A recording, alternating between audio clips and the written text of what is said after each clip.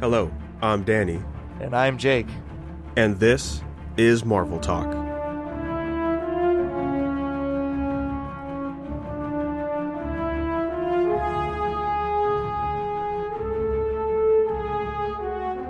Welcome back, everybody, to another thrilling episode of Marvel Talk. We're diving into the finale of Loki and, of course, the Black Widow movie. We're going to go more in depth about that film. And before we hop in, there was some stuff sprinkled about here and there for DC and Marvel. Also Transformers real quick, right? We get to see the classic Optimus Prime design on set, right? For the new movie coming out. Yeah, they're doing, it's for Rise of the Beasts. Optimus Prime's looking just like G1. So I'm like, hey, we're doing it. We're finally getting, the G1 Earth mode everybody wanted. You know, I never minded the giant flames on the original truck with the giant nose. I dug it. It was different, but it was cool. But this is cool too. It's going to be neat to see on screen. Just like a nice original looking Optimus running around beating up Decepticons and stuff. Pretty excited. It looks good. And that was pretty much it. We just saw him on pulling it in on set, right? Well, there was another car shown. They showed Mirage's car mode has been spotted on set. He's a old silver Porsche from the 90s. That's about it. I don't know. He doesn't look anything like original Mirage. If anything, they should have called him Jazz, and they didn't. He's called Mirage because Mirage was a Formula One race car, and not a Porsche. And Jazz was a Porsche, and in this, it's not Jazz. Probably because they're like, oh, we can't do Jazz. They did Jazz in the first movie. We got to do somebody else. And I'm like, okay. If I'm not mistaken, he died in the first one, right? Yeah, he gets ripped in half by Megatron. And then Optimus just walks up carrying him at the end, and he's like, Jazz. Anyway, then he just starts talking about something else. It's great. Well, right on, man. We could swing on over to DC. Mainly a bunch of set photos we could get into. One officially posted from The Rock. Yeah. Him as Black Adam, looking great. I love that there was the news story that came out about him that he said, don't put muscle sculpting in the suit. He's like, my muscles do the work. My muscles do the work. And I'm like, that's right. Yeah, it's looking pretty good so far, man. I'm Black Adam, man. It's going to be good. It's going to be a good time. Yeah, so all it is just a back shot of the suit, and it's all in black and white. They're on set here. And I got to say, I like the design of the suit, like the material. It reminds me of what they did with Jupiter's Legacy suits. Yeah. I think it's the same suit designer, too, as Jupiter's Legacy, because they've been doing all the DC suits. Oh, okay. Also, yeah. So it's pretty cool to see it coming together. I think they're called In Disguise Designs, I think. And they make just suits for all the different movies and stuff. And they also commission cosplays. You can buy their costumes from them, nice. Which I think is kind of neat. Yeah. That's cool. They're really expensive, but you can get them. Oh, I bet, yeah. Oh, yeah. Did you see the shot of him where he's covered in CG dots? Oh, yeah. Like the motion tracker dots? I was like, oh, yep, there he is, shirtless with motion trackers. That's pretty neat. So I'm guessing that'll be just VFX stuff. Maybe like the suit forming up around him or something. For like a shot, maybe? I don't know. Or like losing the suit or something. A few different things they could do with it, I guess. Oh, I guess right here in Rock's post it says to track his muscle fibers. Okay. What a weird thing to track. What? Well, I think he's also trying to give that type of energy to this film. It's just like, yeah, my muscles are just too intense. Like Black Adam is coming to wreck the DC universe type of thing. I love it. It's really good. Yeah, again, I love the passion that The Rock's bringing into this character. Yeah. He's been casted for, 15 years at this point now. Cool to see. I guess, yeah, I also forgot they wrapped production this week, too. Yeah, they finished filming, so unless there's any reshoots like in like a month or two, I think it's going to be on track to come out. Yes, and we actually got a new release date, too. Yeah, with the poster back up here. 7/29/22 comes out right after my birthday, which I was like, dope. I'm down. Yeah, I wouldn't have minded if it was on the initial December release. That would have been a nice way to end the year. But to start off the summer, with Black Adam, heck yeah, man. I'm so into it. So let's move on over to Aquaman. There was there's some talks about that with Jason Momoa himself going on set in London. I guess he confirmed it, or somebody confirmed it, that he is going to be dyeing his hair blonde for Aquaman for this movie. Yeah, I thought that was kind of neat. It's interesting. I think I would have just liked it if he just kept how his hair already is. They got to make him more comic accurate, Danny. He's not a Snyder character anymore. Oh, you're right. Because I think back to the first movie with him and Orm, because they also changed Orm's hair color to blonde. And, it also is a flip on the two characters, I guess. Like, Jason Momoa's Aquaman having black hair, I think fits his personality more. Yes. Right? Because it has that messy look to it. And then Orm, he keeps his nice and clean. And, that also represents him as a character as well. But maybe it's like the shift into the kinghood or something is gonna like cause him to dye his hair blonde or something. I don't know. Being in the water more bleaches it or something. I don't know. If they explain it, it would be kind of neat. But I feel like it might just be something where they're just like, oh, he's always had blonde hair.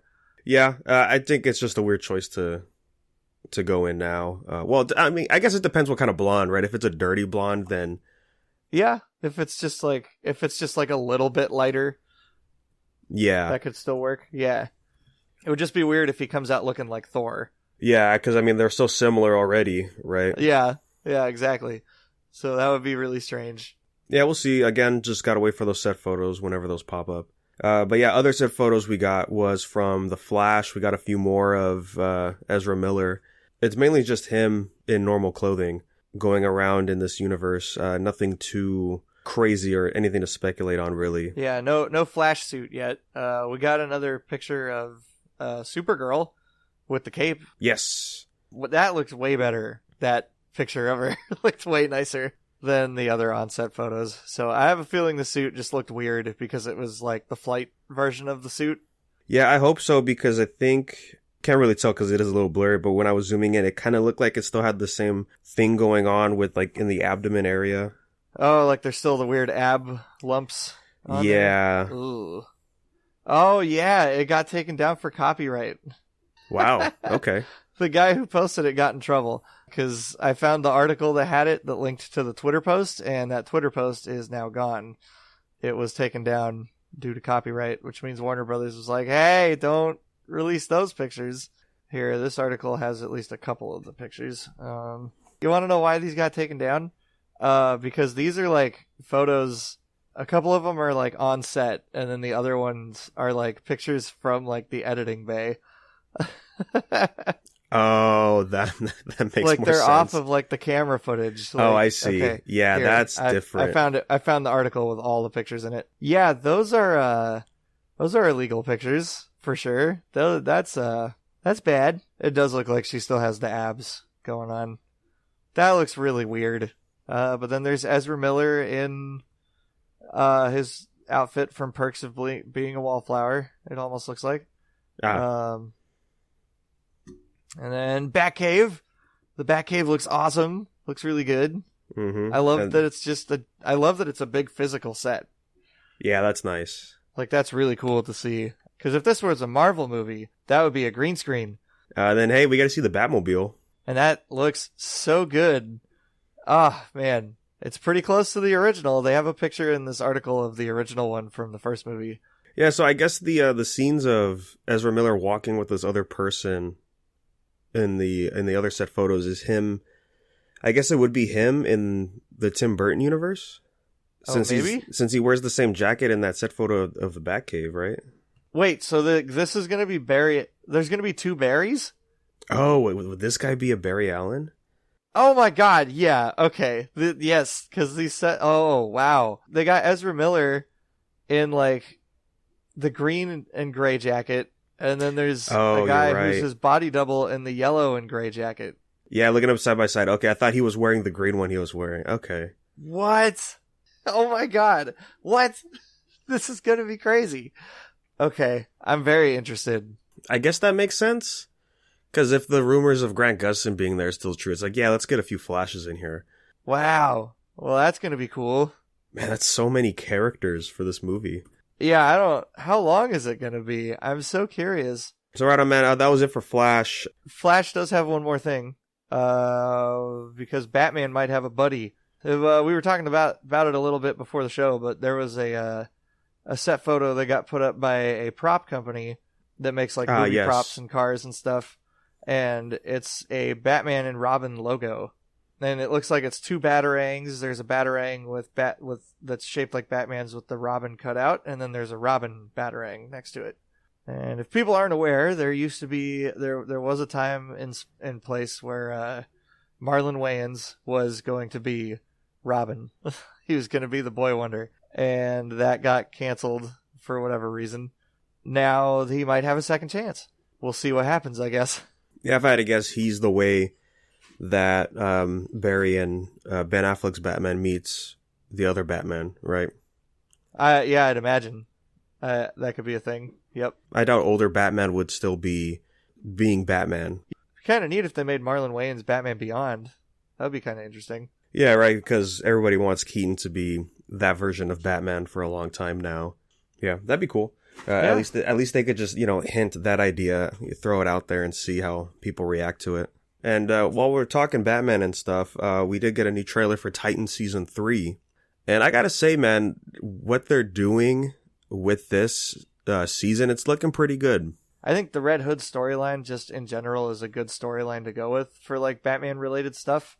Yeah, I'm also curious to see how different the show might feel because this is now an HBO original versus it being on the DC Universe app. It definitely visually looks different and like not blue all the time. Yeah, you know what? Yeah, that's true.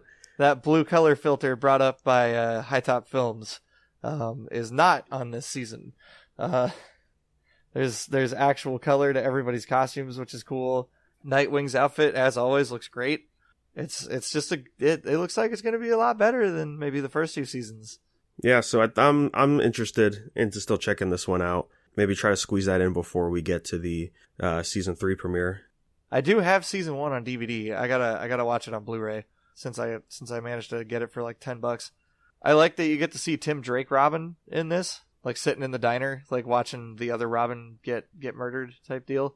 I'm curious if we're gonna get to see Nightwing become Batman of any kind. That's what it feels like this show is leading up to. Yeah, right? Like we're gonna see Dick Grayson become Batman. And then I like that we get to see Barbara Gordon. That's cool. Like she looks good. It's interesting that she's commissioner now. Like she's Commissioner Gordon. Yeah, and as the trailer says, it kind of fits into the theme of stepping into your quote unquote father's shoes, right? As she mentions to Dick. I'm pretty excited to see who Scarecrow ends up being. That looks neat. Yeah, that was cool. We'll get the Scarecrow reveal for this season. I was trying to think of what other part was really cool here. Oh, Beast Boy being full green in one part's neat. Like it looks like they're just gonna make him green now, which is cool. Yeah, I always felt weird that he just only had the green hair. Yeah, it does feel like something they would do if they did this show in the 90s kind of thing. Yeah, like if they didn't have like the budget to paint him every episode. Yeah. Yep. Well, this is something I still don't like. I just don't think Starfire works. I just don't think she works. I don't think her actress is very good. Yeah, you're not feeling her in the show? Nah. I don't think so. But I will say, like, the new suit, there's a lot going on in it. It's a little too much. Like, went too far the other direction. Which is really weird because all the other costumes in the show are, like, perfect. So, like, they're spot on.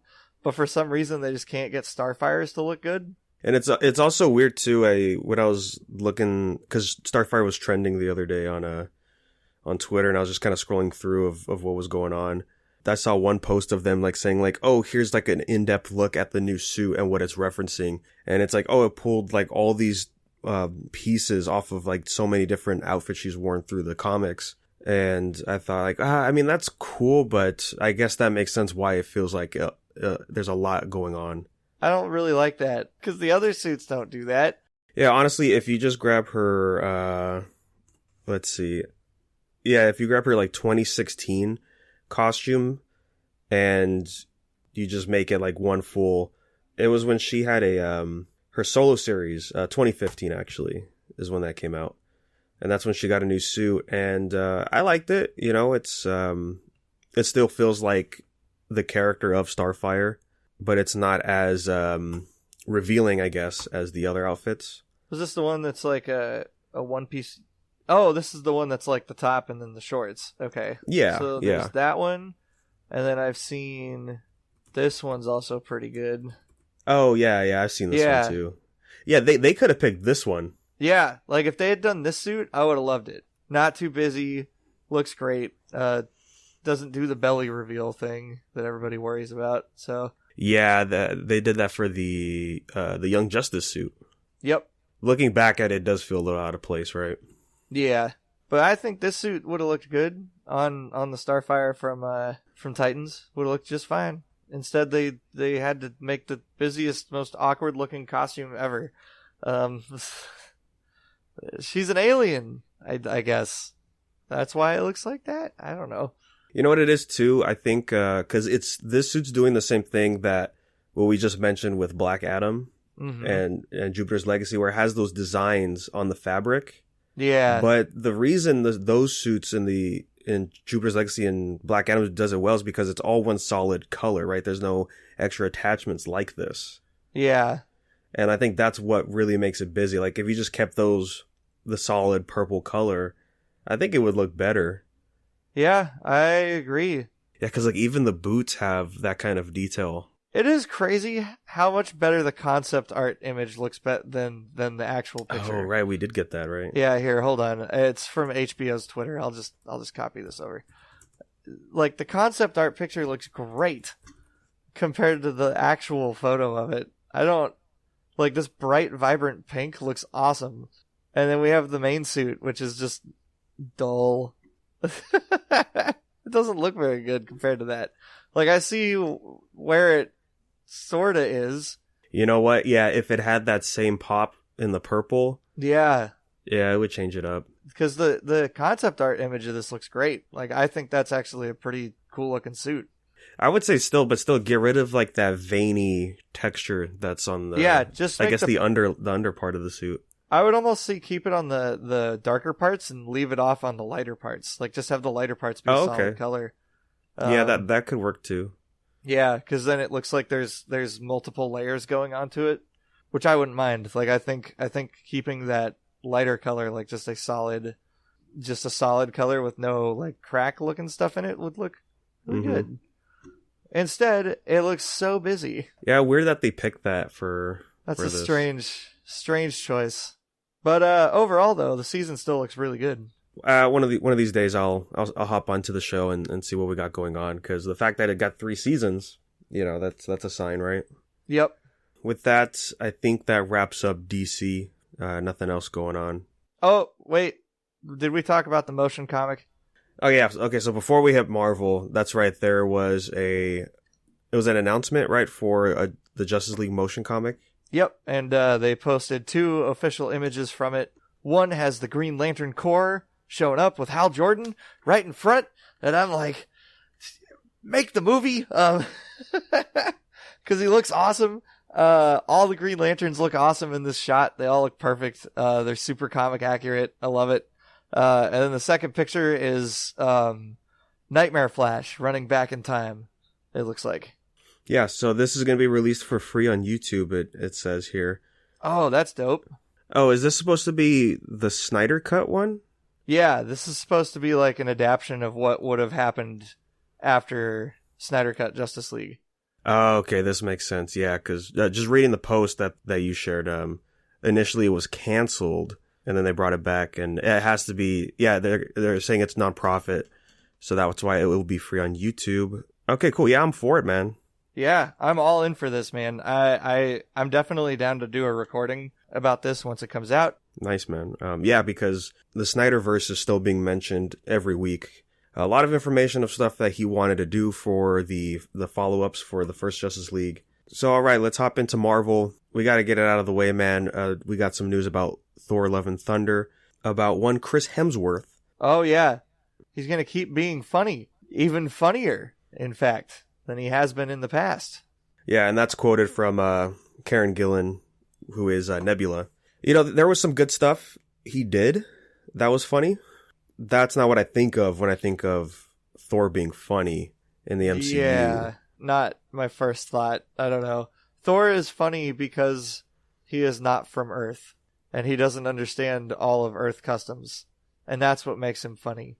At least that's what used to make him funny. Now he's just a comedian, which is fine, but it also makes him just like most of the rest of the Marvel Universe. Which we could get into a little bit more of that later. Yeah. But no, you're right. I think he definitely had his charm in the first Thor movie. Of course, the infamous scene of him smashing the cup of coffee down. Oh, yeah. That's hilarious. Being tasered by regular people. No one electrifies the god of thunder. It's like, that's great. That's good stuff because it's in character. But then you get to Ragnarok, and I know a lot of people love Ragnarok. I've talked to many people about it, and it's a fine movie, but I just think that it does Thor super dirty, because he's not Thor in that movie. Yeah, for majority of the time, yeah. Because, the scenes that stand out that I'm thinking back on the movie is him screaming while he's on the chair before he talks to Jeff Goldblum. Yeah. The way he talks to make it sound funny right before he gets his haircut. Yep. And just a couple of other things that were like bits that lasted a little too long and almost felt a little out of character. Yeah, they're all over that movie, like sprinkled throughout. And like I've heard people try and justify it in the way that Thor has been around humans recently, and that's changed the way he interacts with people and stuff because he's been taking on more of Earth's customs, which I sort of get. Yeah, I mean, there's some parts that do make sense with that. But he's also been alive for like a long time. 7,000 more years other than that. Like some of the stuff that happens to Thor and another person we'll talk about very soon. When I really think about it and about how long these characters have been alive, don't really make sense in the way that they happen. You know what I mean? And like, I don't, it's my whole thing with Thor from Endgame. I never believed Thor as a character in the course of 5 years and like some change would become a fat drunk. Yeah, that's the thing too, because before Ragnarok, the last time we saw him in was Age of Ultron, right? Yep. And he had just brought Vision to life, and he had just he was on a quest to find more information about the Infinity Stones. Yep. Because I think that was like one of the first lines mentioned when he went back to Asgard. Yes. Is that you, Odin, sent me on this mission to find more information about the Infinity Stones, which is wrong. So Ragnarok is already out of sync with the rest of the movies, because Thor chooses to just go on that mission himself in Age of Ultron. Like, he does not just go because at the bequeath of Odin. And it, like we mentioned it in the Endgame episode, of course, but it really did hurt seeing him be that way in the movie, because you go through the end of Ragnarok and it's him accepting his responsibility as the new king of Asgard. Yep. And he's leading his people. He's looking more and more like Odin by the end of that film. And then we're immediately thrusted into Infinity War. And, he has that great emotional scene with Rocket on the ship before they go to the star to make Stormbreaker. Then just going to him being, Fat Thor, playing Fortnite. Being goofy as all get out. Yeah. And he's like that majority of the movie. Yeah. It really sucks to see. Yeah. And I mean, he won't be fat in this movie, but he's definitely still not going to be Thor, I don't think. No, I mean, he's not going to have the spotlight in this movie, right? Like we've been saying. No, this is not going to be his Thor movie. It's going to be Jane Foster's Thor movie. We haven't even really seen him on set with a lot of the other characters other than the Guardians, right? Yeah, we haven't even seen him wearing his armor, even. Yeah, he's just been in like the cool red jacket or whatever.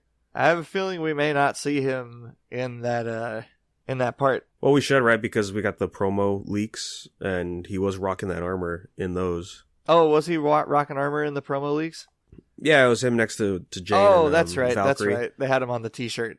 All I'm saying is that Beta Ray Bill should have been in these movies, and Christian Bale was the perfect person, and they made him the villain instead. I mean, you could still have Beta Ray Bill fight Thor in this movie, right? Yeah, I can definitely say I'm not excited for a funnier Thor. I want Thor from Infinity War, man. I mentioned it in our first episode when we talked about Loki of how I missed that Shakespearean dialogue so much, and Yep. I wish we could get just more of that. But, majority of the fans didn't like that, I guess. Yeah, I guess not. I think Chris Hemsworth can be funny, right? He was pretty funny in Ghostbusters. It is a different direction and people are liking it, so it does make sense they're going to keep going this route, but Yeah. not for us, I don't think. No, I think just personal preference wise, I'm in the same boat as Danny here, and I just don't I don't like this version of Thor. He's not for me. But if you guys like him, that's cool. Like That's cool. I hope you all enjoy it. Yeah. That's If really cool.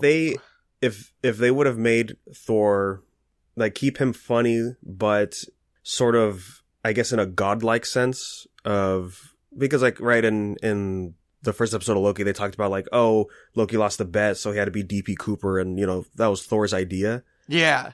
Like, that's hilarious.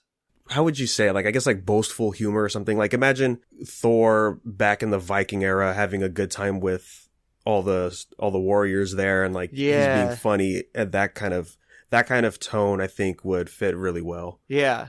It's going to sound kind of silly, but the way that they portray Thor in the Avengers cartoons that have been coming out the past few years is great. He's got that godliness, like he's still sort of separated from the Avengers, but he can still, like, crack wise jokes and stuff, and it's really good. I don't know. Gosh, I wish they had a better I just wish they had a better thing going on with them.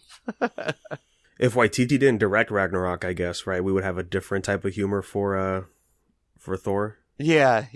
I have a feeling it would have been a little bit more classical in terms of Thor's portrayal.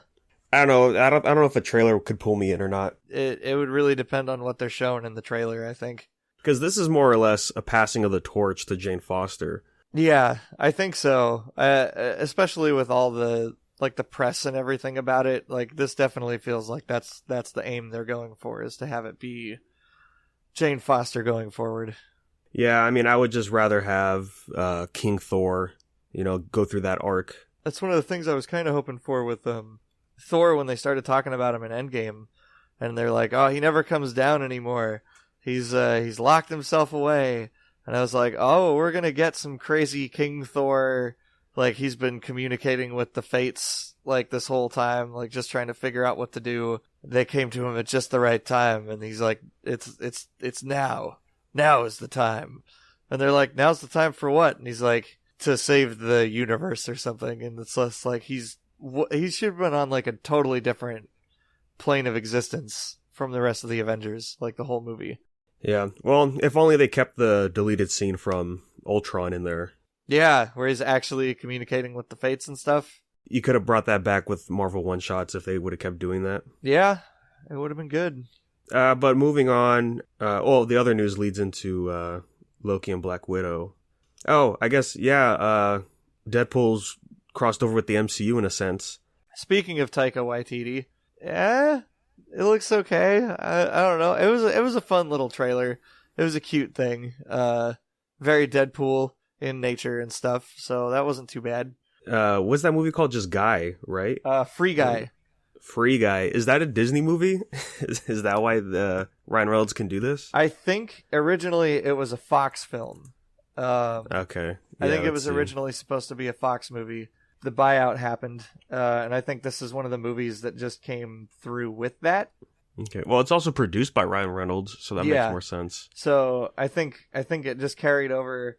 And because Ryan Reynolds was such a hot commodity for Disney to get, they were just like, yeah, just keep making the thing about it, and then we'll let you do this cool Deadpool thing, because Deadpool. What? There's YouTubers in this movie? Are there? What? Like Jacksepticeye's in it. Oh, no! No! Oh, my God. I believe him and Ryan Reynolds are actually friends at this point. For real? That's the weirdest thing. Okay. Yeah. Oh, what movie was it? Was it for a movie? Jacksepticeye did a Q&A thing with Ryan Reynolds on his channel a few years back. Yeah, he's voicing Q*bert in the movie. Oh, And then we have Pokimane is going to be in here too, I guess. That's Okay. So yeah, on Ryan Reynolds, well, I saw it on Instagram. I'm sure he posted it on his YouTube as well. He threw on the Deadpool suit, and him and Waititi as Korg did a reaction video for the Free Guy trailer. All I can say is it's just Ryan Reynolds being himself. Yep. Right? There's nothing which is too just crazy Deadpool. about it. Yeah, just Deadpool. I thought there'd be more dialogue with Korg in there, but he's just did like a few lines here and there. Yeah, he doesn't really say a whole lot. I'd imagine it was for probably the price of animating his mouth. Yeah, because he's full CG there. Yeah, which is pretty impressive for like a little reaction video doodad. That's pretty neat. Free Guy still, I think, just looks like a fun, kind of dumb movie. Yeah, it's Deadpool, the video game thing, kind of thing. But all right, there is some other stuff to talk about, but that will lead into the show and movie we will talk about. Sorry, guys, let's finally dive into Black Widow that came out. I finally saw it, so we're going to get into just spoilers right off the bat. I thought it was okay. First thing I will say, though, is that, man, this felt like a long movie. I don't know. I felt pretty satisfied with the length of the movie. I didn't think it dragged too much for me. And maybe that's because of like the situation I was in watching the film, because it was the premiere of the movie and stuff. And getting to see it with like an audience full of people cheering at like every other thing for portions of it. Because they definitely weren't cheering after a little while. Like not as much. Like they were still like pretty into it, but not as like intensely at the beginning. My theater was pretty much empty when I saw it. Ooh. Yeah, Ooh. So there was none of that going on. Yikes. Yeah, that's a bummer. I think seeing it with a full audience made it a more enjoyable experience for sure. I could see that because there was a certain point towards the end of the second act around there where I was like, oh man, we've been here for a while. I think the pace that they picked is appropriate. Yeah. But I think it just took a little too long to get where we needed to go for the story. I felt like you could have cut some of the stuff at the beginning like way down with Black Widow going to a trailer and like hanging out and watching a movie. It's like, I don't think we need to see this. That's okay. I will say one of the first things I was like, ooh, wow, this is really lasting long is the opening credits for the film. Where it was like that montage footage of everything from the 90s, right? Talking about the sleeper agents from Russia, all the girls and all that. Like that took a really long time. That's what it felt like, I think. That beginning part would have been so much more fun for me, in my opinion, if it had been like actually clips of the girls training. But it's just like random clips of people. And, like, the bad guy, I'm pretty sure that's who's being tracked throughout all those. Like, the guy who keeps getting his face circled is, like, the main villain. But they don't really make that super clear in that part. And I wish it had been more of getting to see Yelena and Natasha go through the Red Room. I think that would have been a great time to show more of that. Showcase maybe more of the younger actresses for a minute. Yeah, had like get scenes similar to what they did in what was that? Age of Ultron, Winter Soldier, Age of Ultron, right? Age of Ultron, yeah, where we get to see portions of the Red Room and stuff. Yeah, it's Age of Ultron. Yeah, we should have got more of that stuff instead of, I guess, pretty much just stock footage of that era. I would have liked that a lot actually. I think that would have been really fun. But instead, we just get like stock footage of explosions and people getting shot and some of the other widows. So I don't know. It was kind of a weird intro. And then the music for it was really strange. Yeah. I don't know. Madison didn't mind it, but I was like, this is an odd choice. Like a weird new version of a Nirvana song. It's an odd decision. I guess my overall thoughts before we like really hop into spoilers are I enjoyed it. I thought it was fine. I think it's a good Phase 2 Marvel movie, is the way that I'm thinking about it. It feels like a nice mid-tier Marvel movie. Might have some humor that goes on a little too long, and some spots. Yes. Like there's two jokes in particular that we'll talk about in spoilers, but that I can think of at least. There's two jokes that I would just get rid of completely, not have in the movie, or at least just cut them way down. But I think that overall it's still really fun.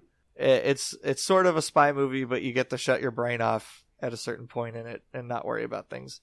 And there's a big twist in the movie that I think totally failed. It didn't work for me at all.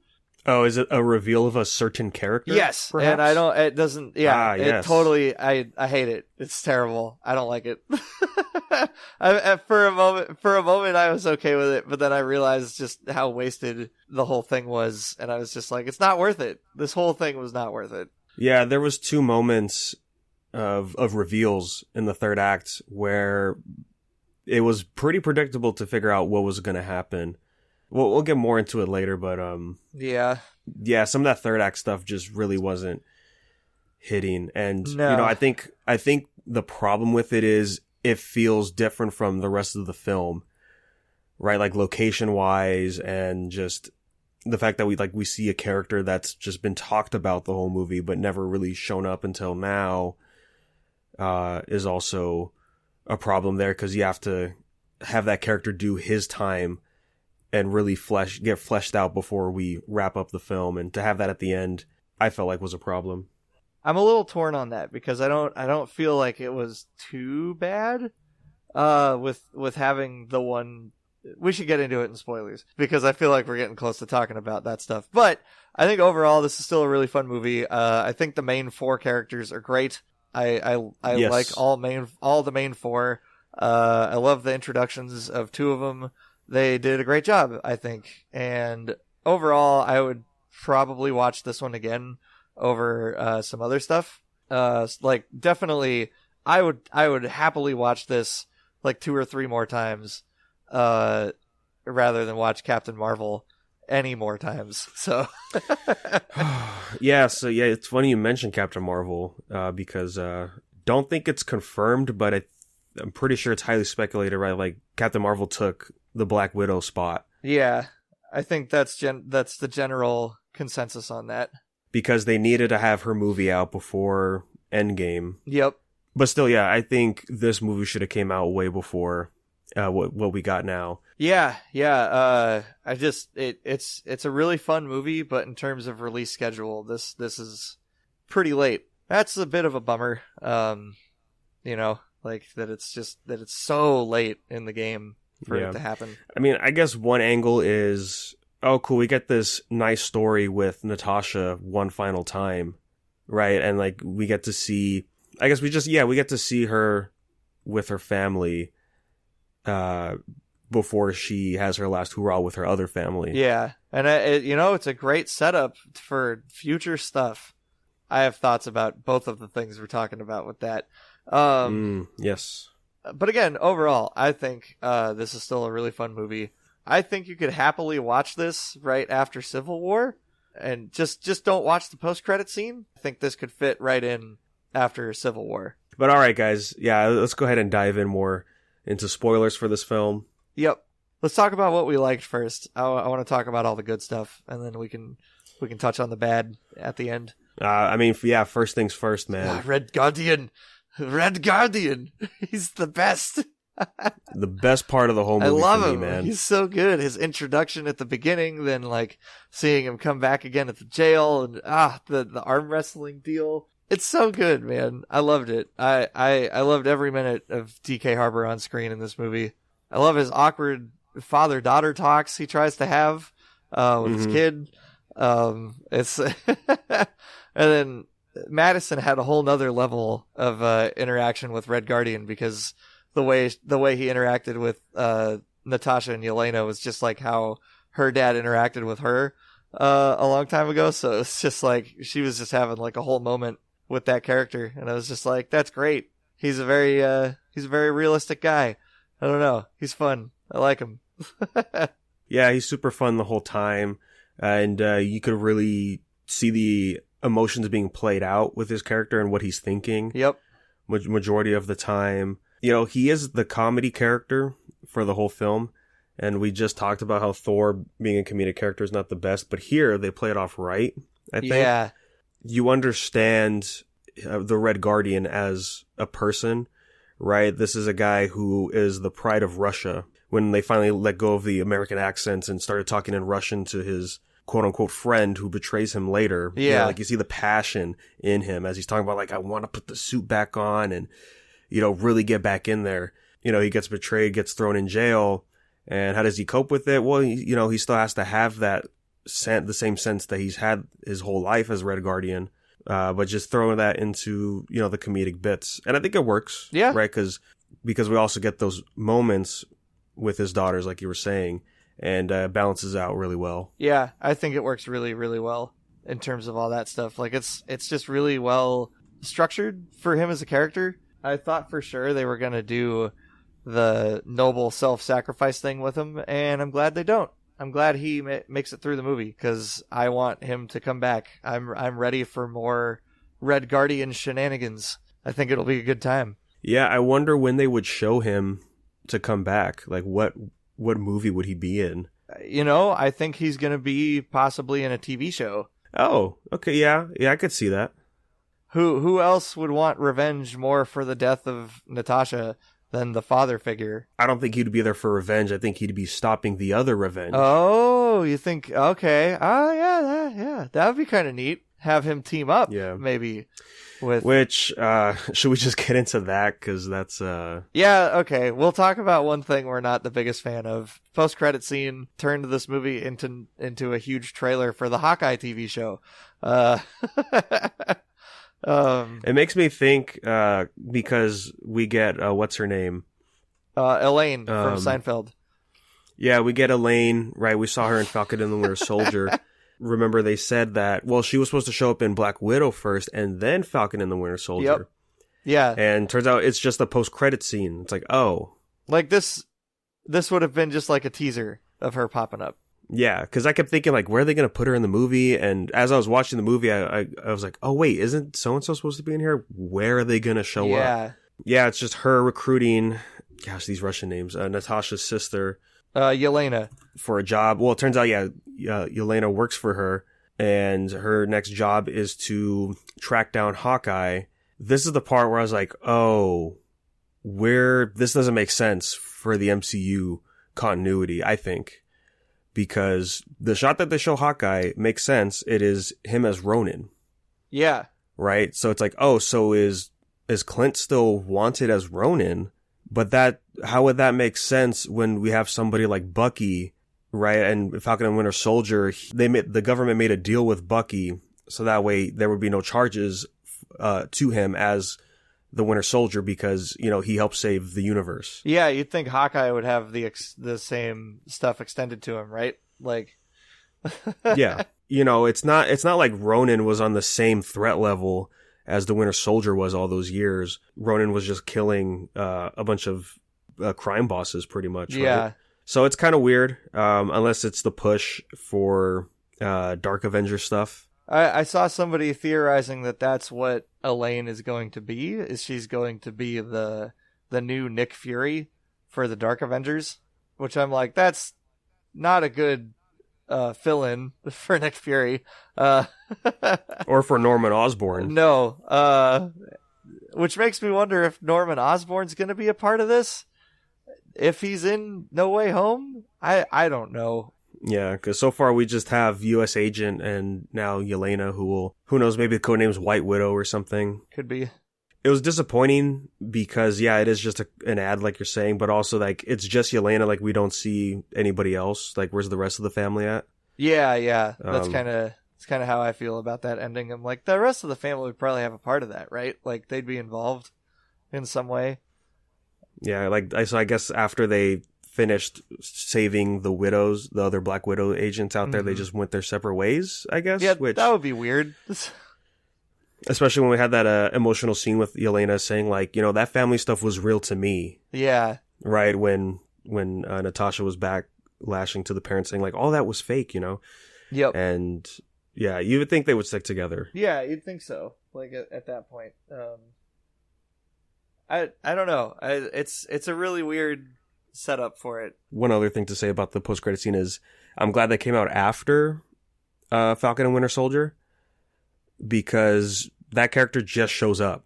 Yeah. Elaine just shows up. There's really nothing to go off of. And if you watch Falcon and Winter Soldier first, you can actually get an understanding of her character, at least. Yeah, that's way better. Because just having her pop up in this one is just like, wait, what? Where did she come from? Who is she? Like, I think that would be the biggest thing people would ask, is who is she supposed to be? And it's not like her being in the movie has the same impact as Nick Fury does at the end of Iron Man. No. Right? If we're gonna do that comparison. Well, it's because people know who Nick Fury is, like outside of like just the regular like Nick Fury. I would argue is like a B-lister in terms of superhero stuff, right? Like, yeah, I would agree. Yeah, like not like an A-lister. Like you don't think of him all the time, but he's that like, and I'm just thinking like pre-Iron Man, like he's more of a B-lister. Like before like the MCU happened. At this point, he'd probably be more of an A-lister character, but I think at the time he would have been more of a B-lister.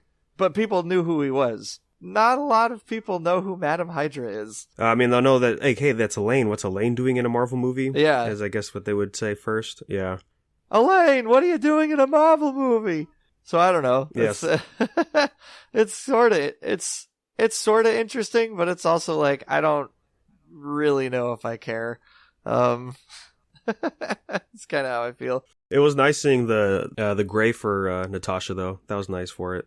The witch. Oh yeah, Natasha's grave. Yeah, I dug that. See, I thought what the post credit scene was going to be.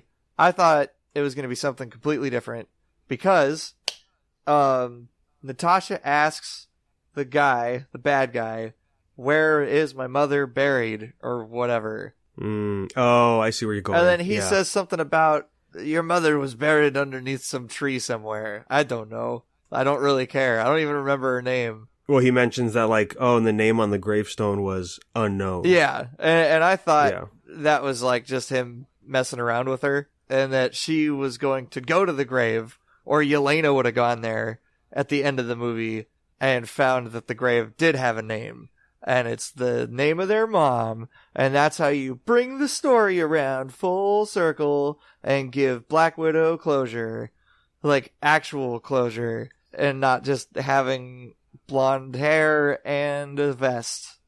You actually have her complete the quest of looking for her real mom. But they didn't do that. Which I thought was kind of lame. Because I thought that was the tree at the end of the movie. But that's implied, though, isn't it? That her grave is next to her mom? Is that what that is? That's what I took from it. Because once I saw the tree, I was like, oh, this is where her mom would be buried. I guess. I also was like wondering if I had two fake out moments, right? Where I thought they were going to do the tree moment. And I thought the first one, the ending where she shows up with the blonde hair and the vest. And then she meets up with Guy. I don't remember his name at all. Random new character that will never show up again. No. He's plucky British sidekick that invents all the stuff. He's the guy from Tomb Raider. You remember the guy from Tomb Raider, who's like the friend of Angelina Jolie, and he invents all the stuff. And he's also he's the friend of Nicolas Cage in National Treasure. You're totally right. The plucky comic relief man. That's him. That's who this guy is, and he's not in the movie anywhere near enough to make him that character, but they tried to do it. Every time he was on scene, I kept thinking, couldn't they pick an established character to come in already? Where was Steve? Where is Steve Rogers? That's my whole question this entire time. I'm like, I don't know. This is sort of a standalone-ish film, right? I mean, the only other returning character is William Hurt's character. Why am I forgetting the name? Ross. General Ross. Yeah, General Ross is really the only person that shows up. Yep. And that's just for the opening scene to say, like, hey, this is after Civil War. Yeah. I did dig that, though, a lot about this movie. I think it's one of the reasons why I enjoy this movie a lot more than I probably should, is that I really like that it's so separate from the other movies. Because that was something I think that I've been kind of missing, where it's not hyper connected. It's just like it's softly connected. Like, you don't need to watch another movie to understand what's happening in this one, which is something I appreciate about it quite a bit. It tells you in the beginning the situation that Natasha's in. So it's not like you really need to watch Civil War I mean, it's appreciated so you can really understand why she's on the run. Yeah. Or the decisions she had to make. I think they could have added some other characters instead of random guy. I would say Happy could have been the guy. That would have been cool. I would have liked Happy showing up in this. Yeah, mainly because of we did get that confirmation, right, that RDJ was supposed to be in this movie for a scene.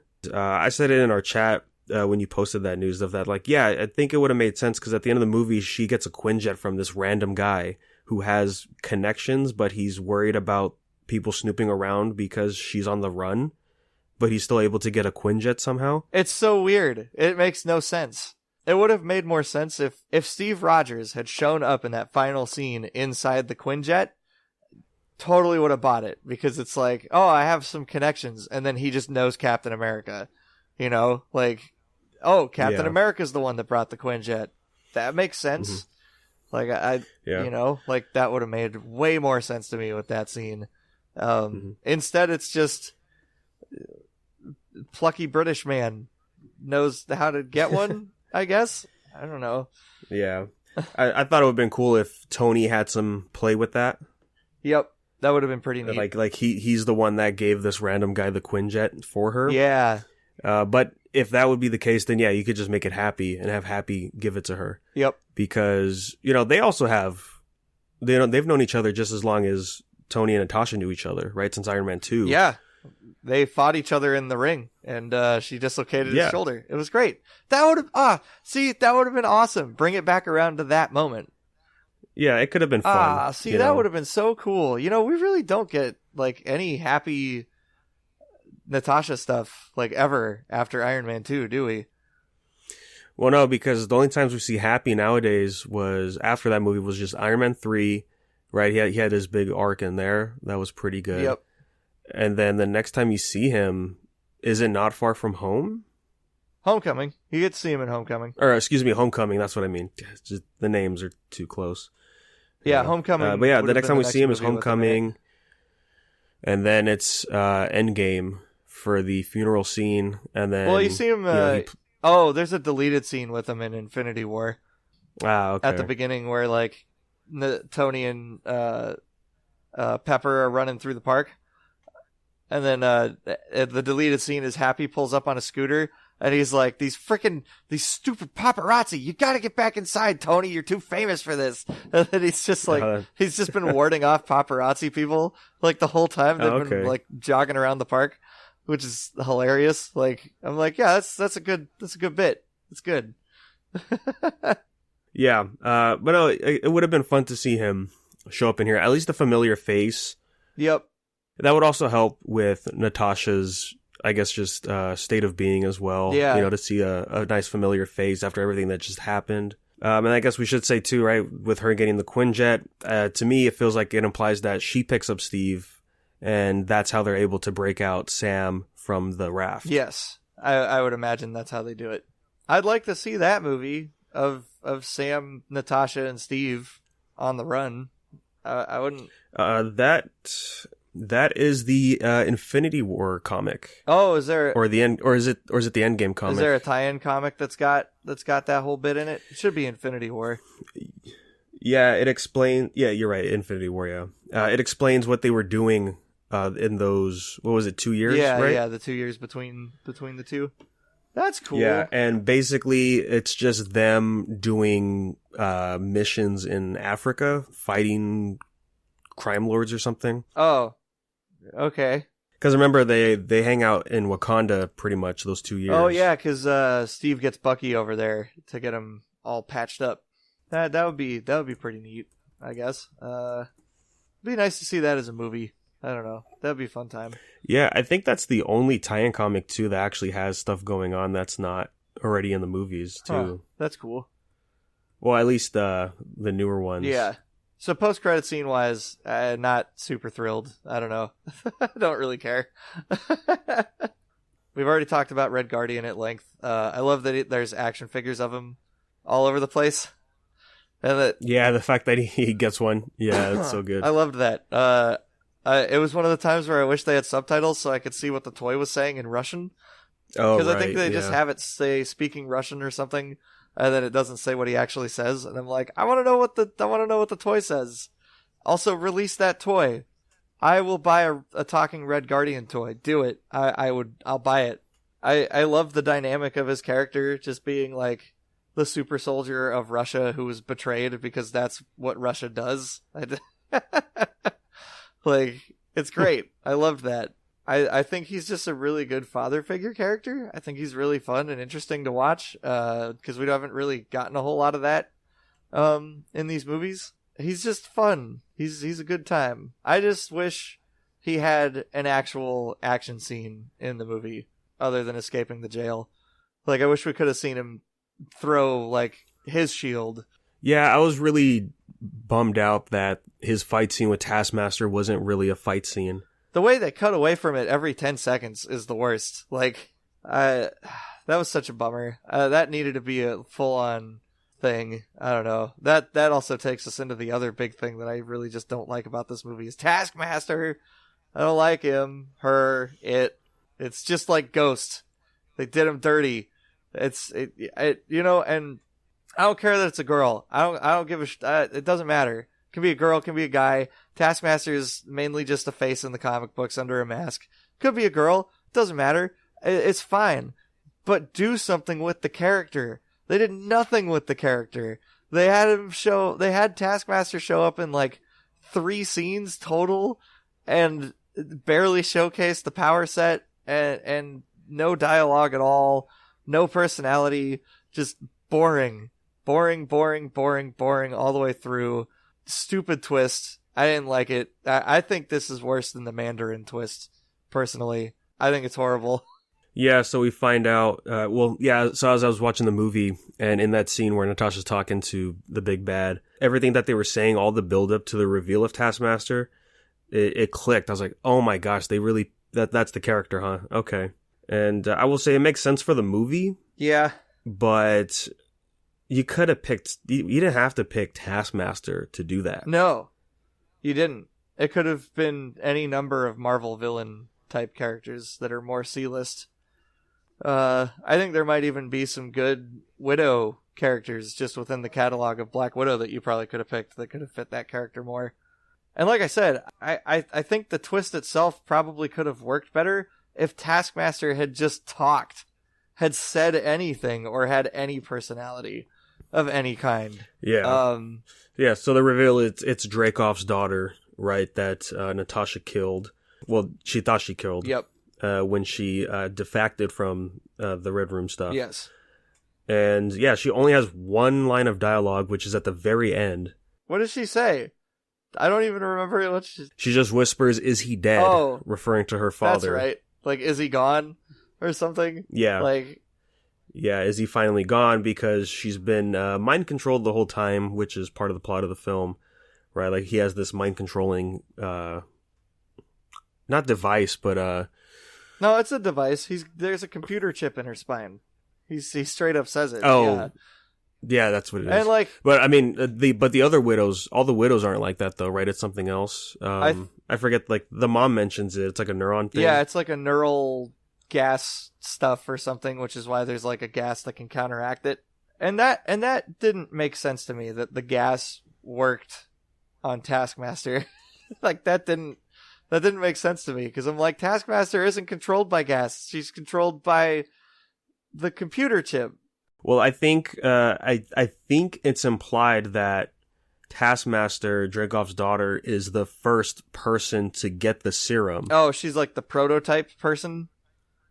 Yeah, which is why Dreykov also thanks Natasha for blowing up the building, because he got this ultimate weapon out of that. Okay. Because if we're being honest, like, the Taskmaster suit is the thing that is doing the algorithm stuff. Yeah. To mimic the fighting styles. It's like anybody could wear that, but I guess because that they could be controlled on a cellular level, that brings out the full potential of that. So that way it's like, oh, you can perfectly copy Winter Soldier's fighting style, but because you're this type of person, it's not really going to translate well or whatever, but you could just control that with the mind control stuff, I guess. I think it's really weird that mind controlling your daughter and putting a computer chip in her spine causes her to have the body of a 6'4", 260-pound male. That does stunt work. Yeah. It's not even a woman doing the stunts. I'm sorry. I'm bothered. I'm bothered. It's ridiculous, I think, the lengths that this movie went to make that twist happen. This is on the level of what they did to the one character from Solo that was like the rebel leader girl. Like, early in the movie, that character, whose name I don't remember at all, is definitely a dude in a suit, like, doing the fighting. Mm-hmm. It's definitely a man, for sure. Like, because it's like the same height as Han Solo and Woody Harrelson, and like a much bigger build. And then when that character takes off their helmet later, it's a young girl, the girl from Falcon and the Winter Soldier. And I'm like, no, that doesn't make sense. That's not who was in that costume. That's not true. That's a lie. And that's how this one felt with Taskmaster. Because I'm like, that's a man until they take the helmet off. And then I'm like, now it's a lady. Yeah. I mean, I will say, though, no leaks about the reveal of Taskmaster, right? We had our suspicions, I think.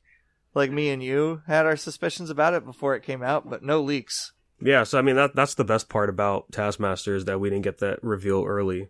Yeah, I mean, Taskmaster did feel a little intimidating on the bridge in the beginning of the movie, but that was pretty much it. That was Taskmaster's best scene, was on that bridge at the beginning. That was the best scene for Taskmaster.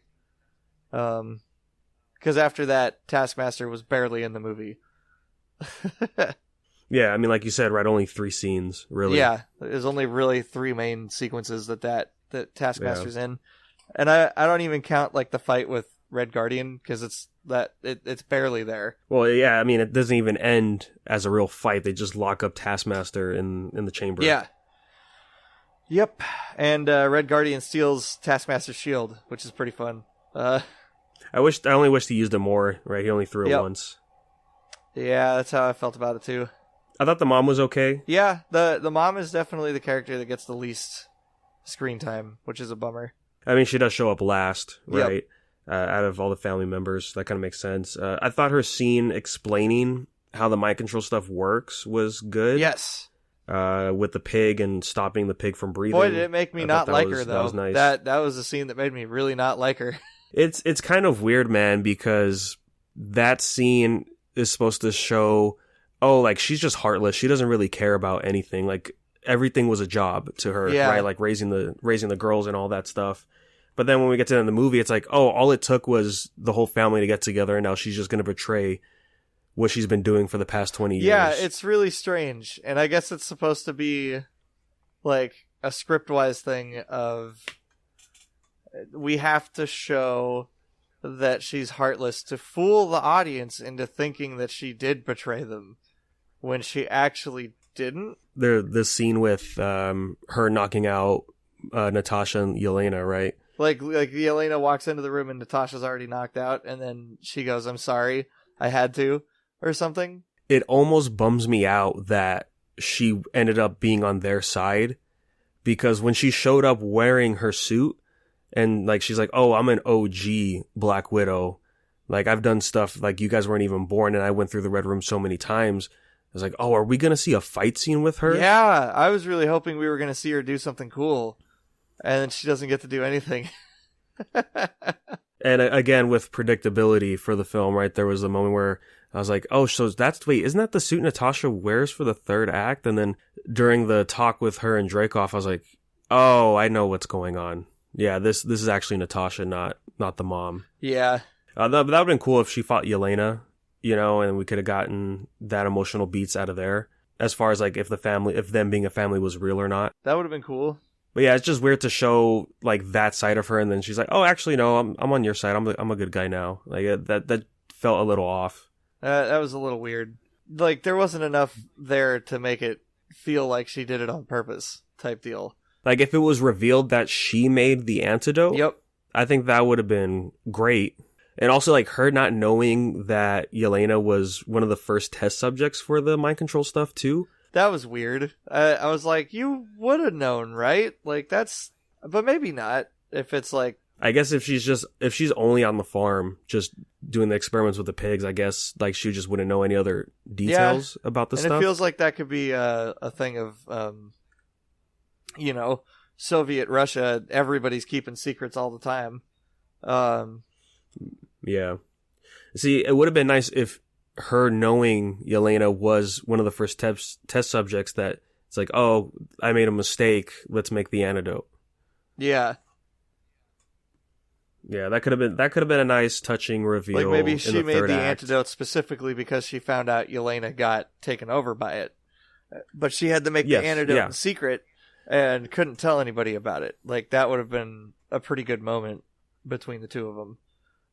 And you could have had that happen when they were up on the Skybase thing, like when they're finally able to talk and chit chat just in private on their own. Like that's when the mom can reveal that, and it can be like a big moment between the two of them. Yeah, because the mom really doesn't have those moments like David Harbour did with them. Yeah, she doesn't get to have a reconnection with her kids, which is a very odd choice for a woman empowerment type of movie, right? Like, I guess because David Harbour sold out the kids to the Red Room, and they thought their mom was dead the whole time. Yeah. So they don't really have that resentment that needs to be patched up. Yeah. As much anyway, right? Because they're still like, oh, it's still a fake family kind of thing or whatever. So maybe that's why it's there. And again, I think mainly screen time probably too. I guess like a big thing for me with this is that I feel like it could have had a longer scene at the house. Yes. Like the farm should have been a much longer part of this movie to really like have the characters be fleshed out and actually like have them talk and have a conversation with each other. And instead we end up with interactions that are just kind of, they almost work, just kind of like bare bones of it. Like it's like the barest of bare bones that we could do to get these character interactions across in some parts. And I still think they work because the actors are really good at what they're doing. With like good direction and stuff, but it's just that there's not enough depth for me with some of the stuff going on. I would have enjoyed the movie more if it was just focused on the family stuff. Yeah. Because those were the best parts of the movie. Yep. Was the downtime with them. You know, because this is the phase in Natasha's life where it's like she's on the run and she could really use a breather with everything that just went down, and I feel like this is what the movie is doing for her. At least hanging out like with Yelena in the beginning, like right, they're just kicking back, having some drinks after they met up again in Budapest. Yeah, just having those small moments with the parents too. Yep. I would have liked a lot more of that, and I would have liked the moments to be meaningful and not just be jokes that are very awkward. Yes. Are we talking about the helicopter one? Yes. In fact. Yes. I hate that part. I get what the deal was with it. I totally understand. I get it. Like, I get why it would be funny to some people, but I think it is inappropriate for a Marvel film. It's one of those things where it probably sounded good on paper when they wrote it, but then when you actually have it on scene, it's just like, oof, yeah, that's rough. That's one of those Thor Ragnarok jokes that goes on too long, or a Guardians of the Galaxy joke. Yeah, it's the Marvel humor. It fits right in with that. But also, it's really weird. They brought this up on Red Letter Media also, like, which I appreciated, is that it's really weird that in Age of Ultron, the Red Room is treated as so dramatic and dark and something that Natasha doesn't even want to go into.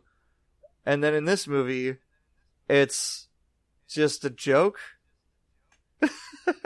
Like, it's really weird. Yeah, they bring up that in Age of Ultron, she didn't even want to talk about that stuff to Bruce. Yeah, it's very strange. Like, I don't really get it. I guess maybe it's just there's changes in how people think about that stuff over the years. I don't know, but I don't understand it. Like why now it's a joke and before it wasn't. Well, I mean, I guess to be fair, it's Yelena saying it, not Natasha. Yeah. And, her character feels way different than how Natasha is. Like, she's more of the laid-back, funnier Black Widow, I guess you could say. Which is weird to me, because you'd think she'd be the opposite, right? Because she was under mind control up until the first, 5 minutes of this movie. You know what I mean? Or up until, her first, big scene in the film where she's an adult. And I guess from Yelena, I was just expecting to see a lot more trauma from that. She's really nonchalant about it, about having come out of being mind controlled for however long of her life. I think the scene of her saying, this is the first thing I bought for myself with the green vest. Yeah. That scene makes sense, but then some of the other scenes, it kind of feels off compared to what we got in the beginning.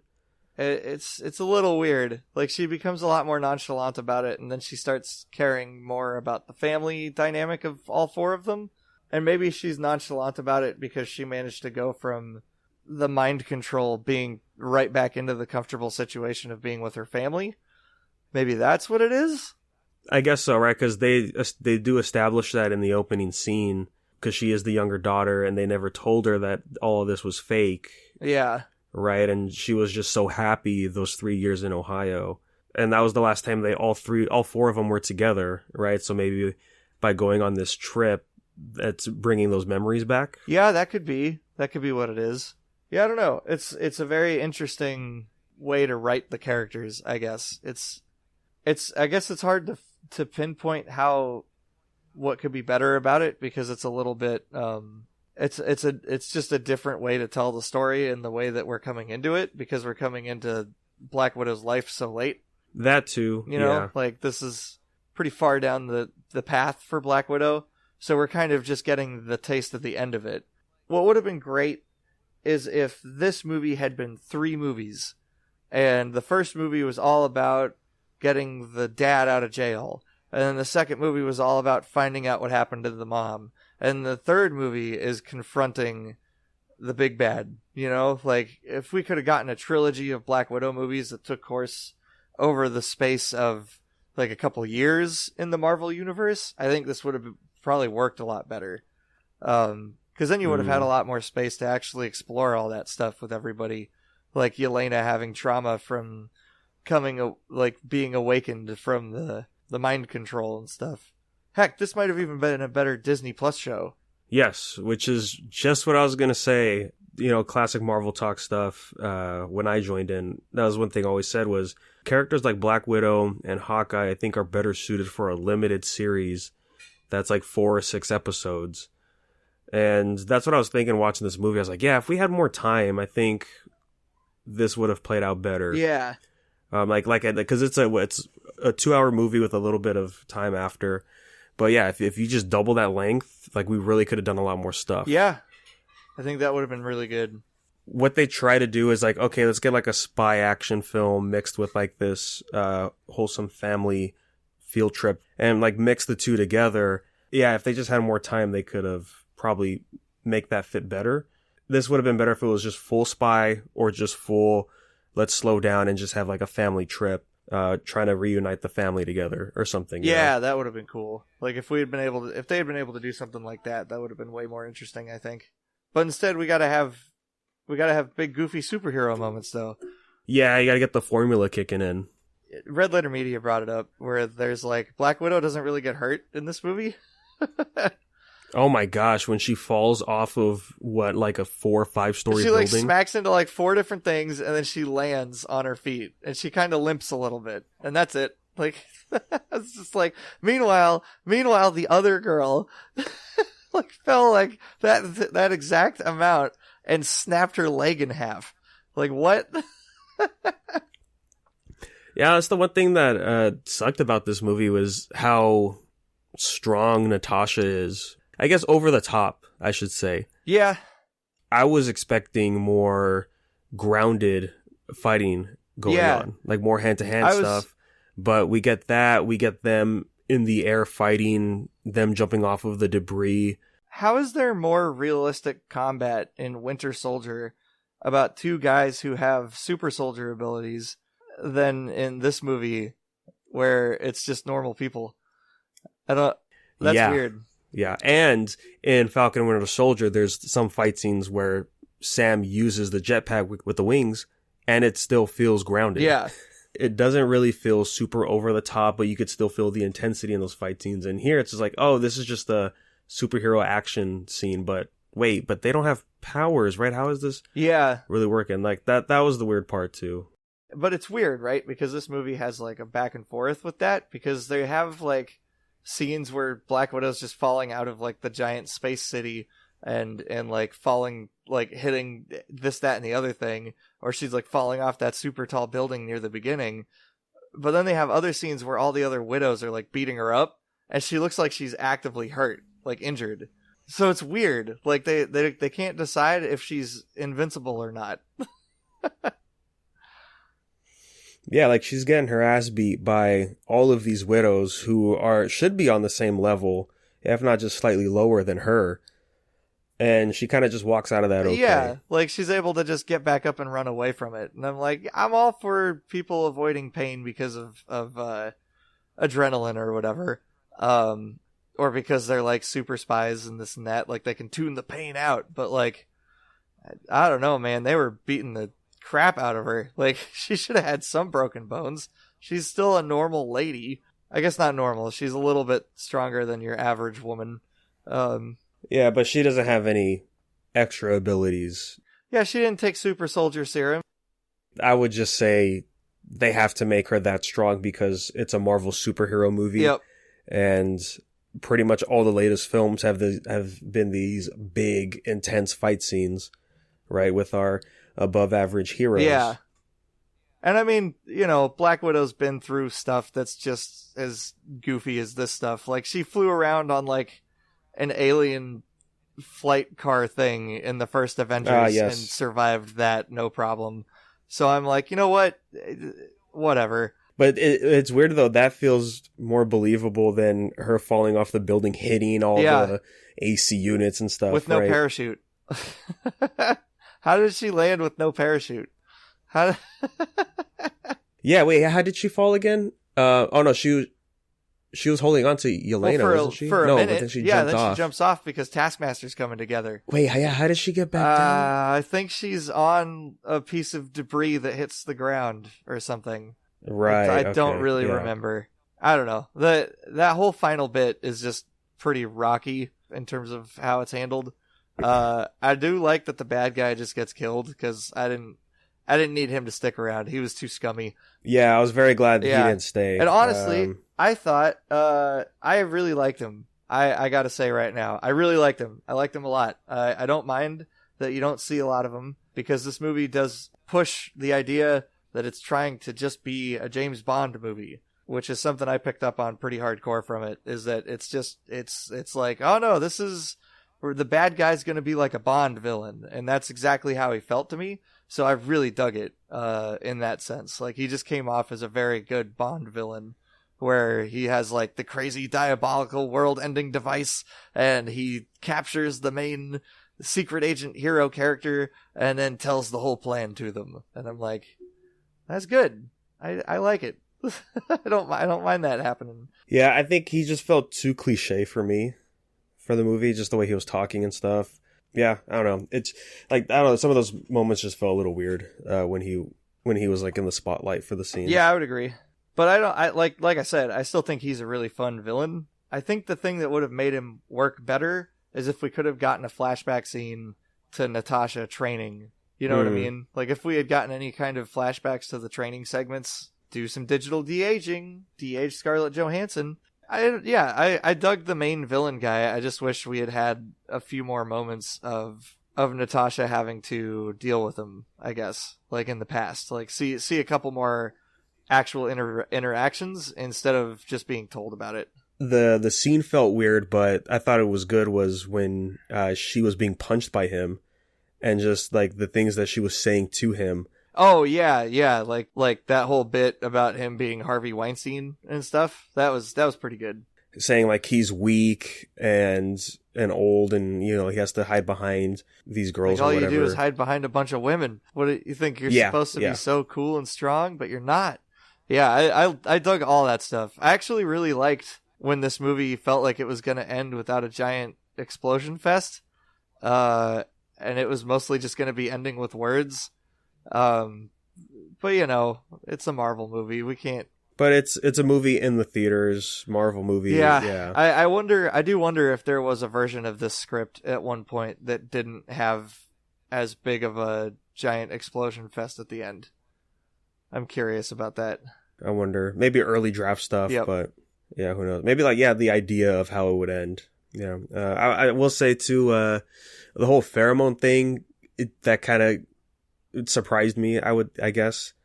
Because it kind of feels like out of place, I guess. I don't know. It felt like a good secret agent movie type thing. Just I guess it is. You know, it is that because it's like the twist is that like Black Widow thinks she's gotten this far and she's gotten in and she's gonna get him now. Like now it's over. But then it's like the big bad guy has one last trick up his sleeve, and I'm like, see, that's pretty good. I liked that bit of it, like, because like that's classic Bond villain stuff. Like Bond thinks he's got the upper hand, and then it's like, nope, I got one last trick to stop you from killing me, Bond.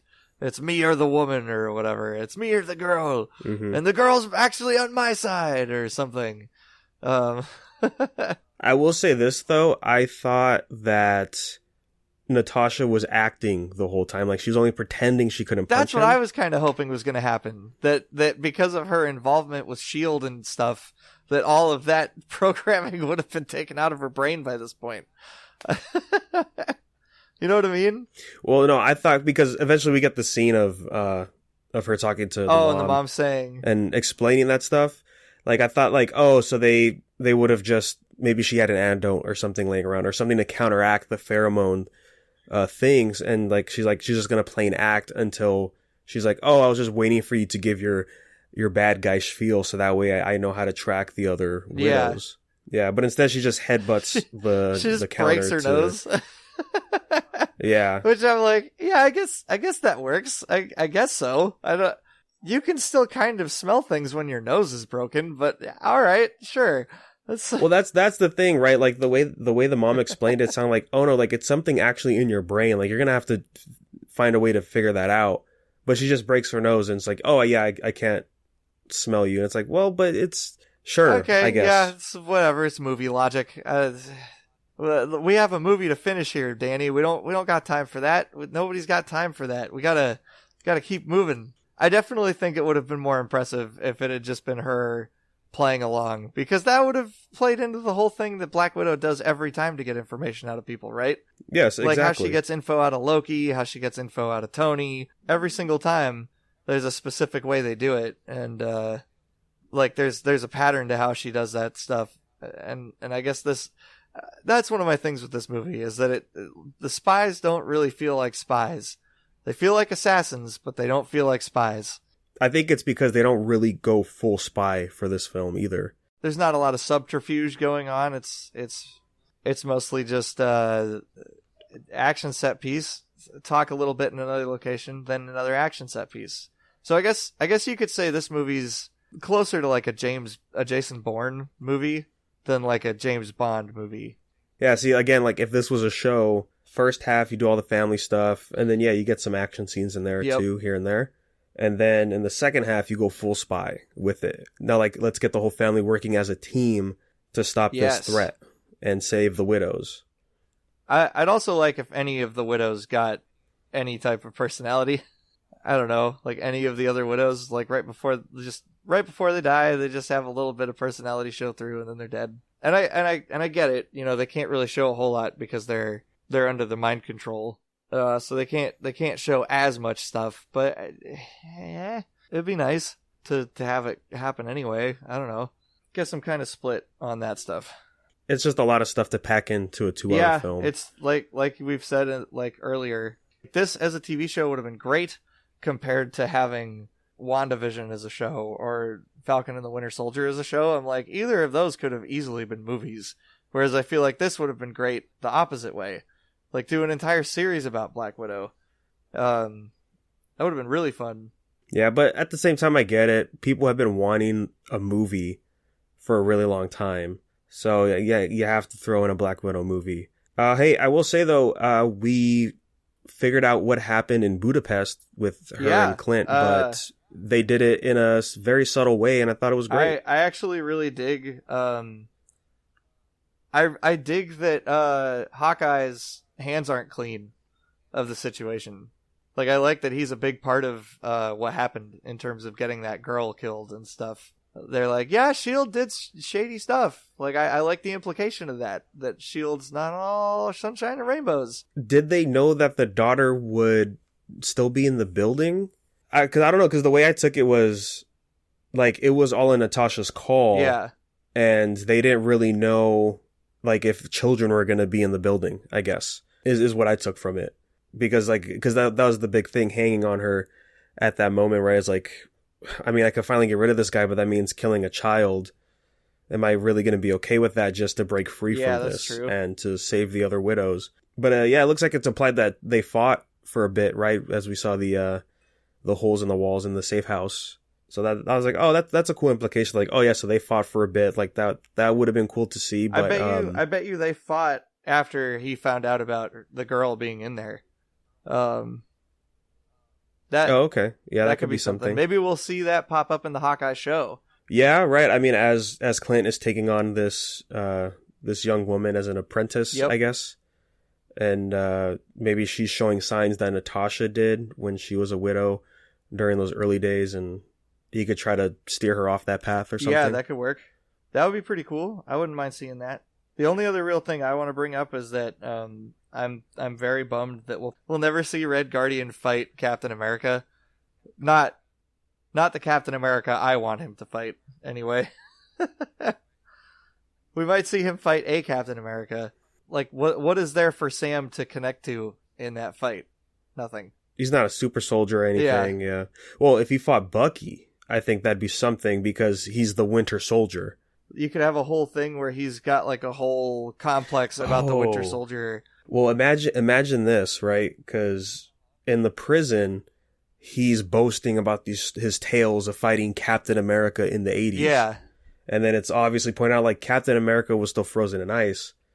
Well, what if, because of his grand delusions, he thought the Winter Soldier was the Captain America? Oh, that would be kind of neat. Because it's a neat. super soldier. You see the star on his arm. You think, like, well, obviously that has to be Captain America kind of thing or something. Oh my gosh, that would be super cool. Yeah, I would dig that a lot, actually, if that was the twist of who he was talking about. And, like, everybody starts showing him pictures of, like, Chris Evans, Captain America, and he's like, who is that? That is not Captain America. That is not the man I fought. Yeah. I think that'd be interesting way to have them fight. I did like the scene, though, where he's, like, talking to Natasha, so, what did he say about me? Captain America! That's so funny.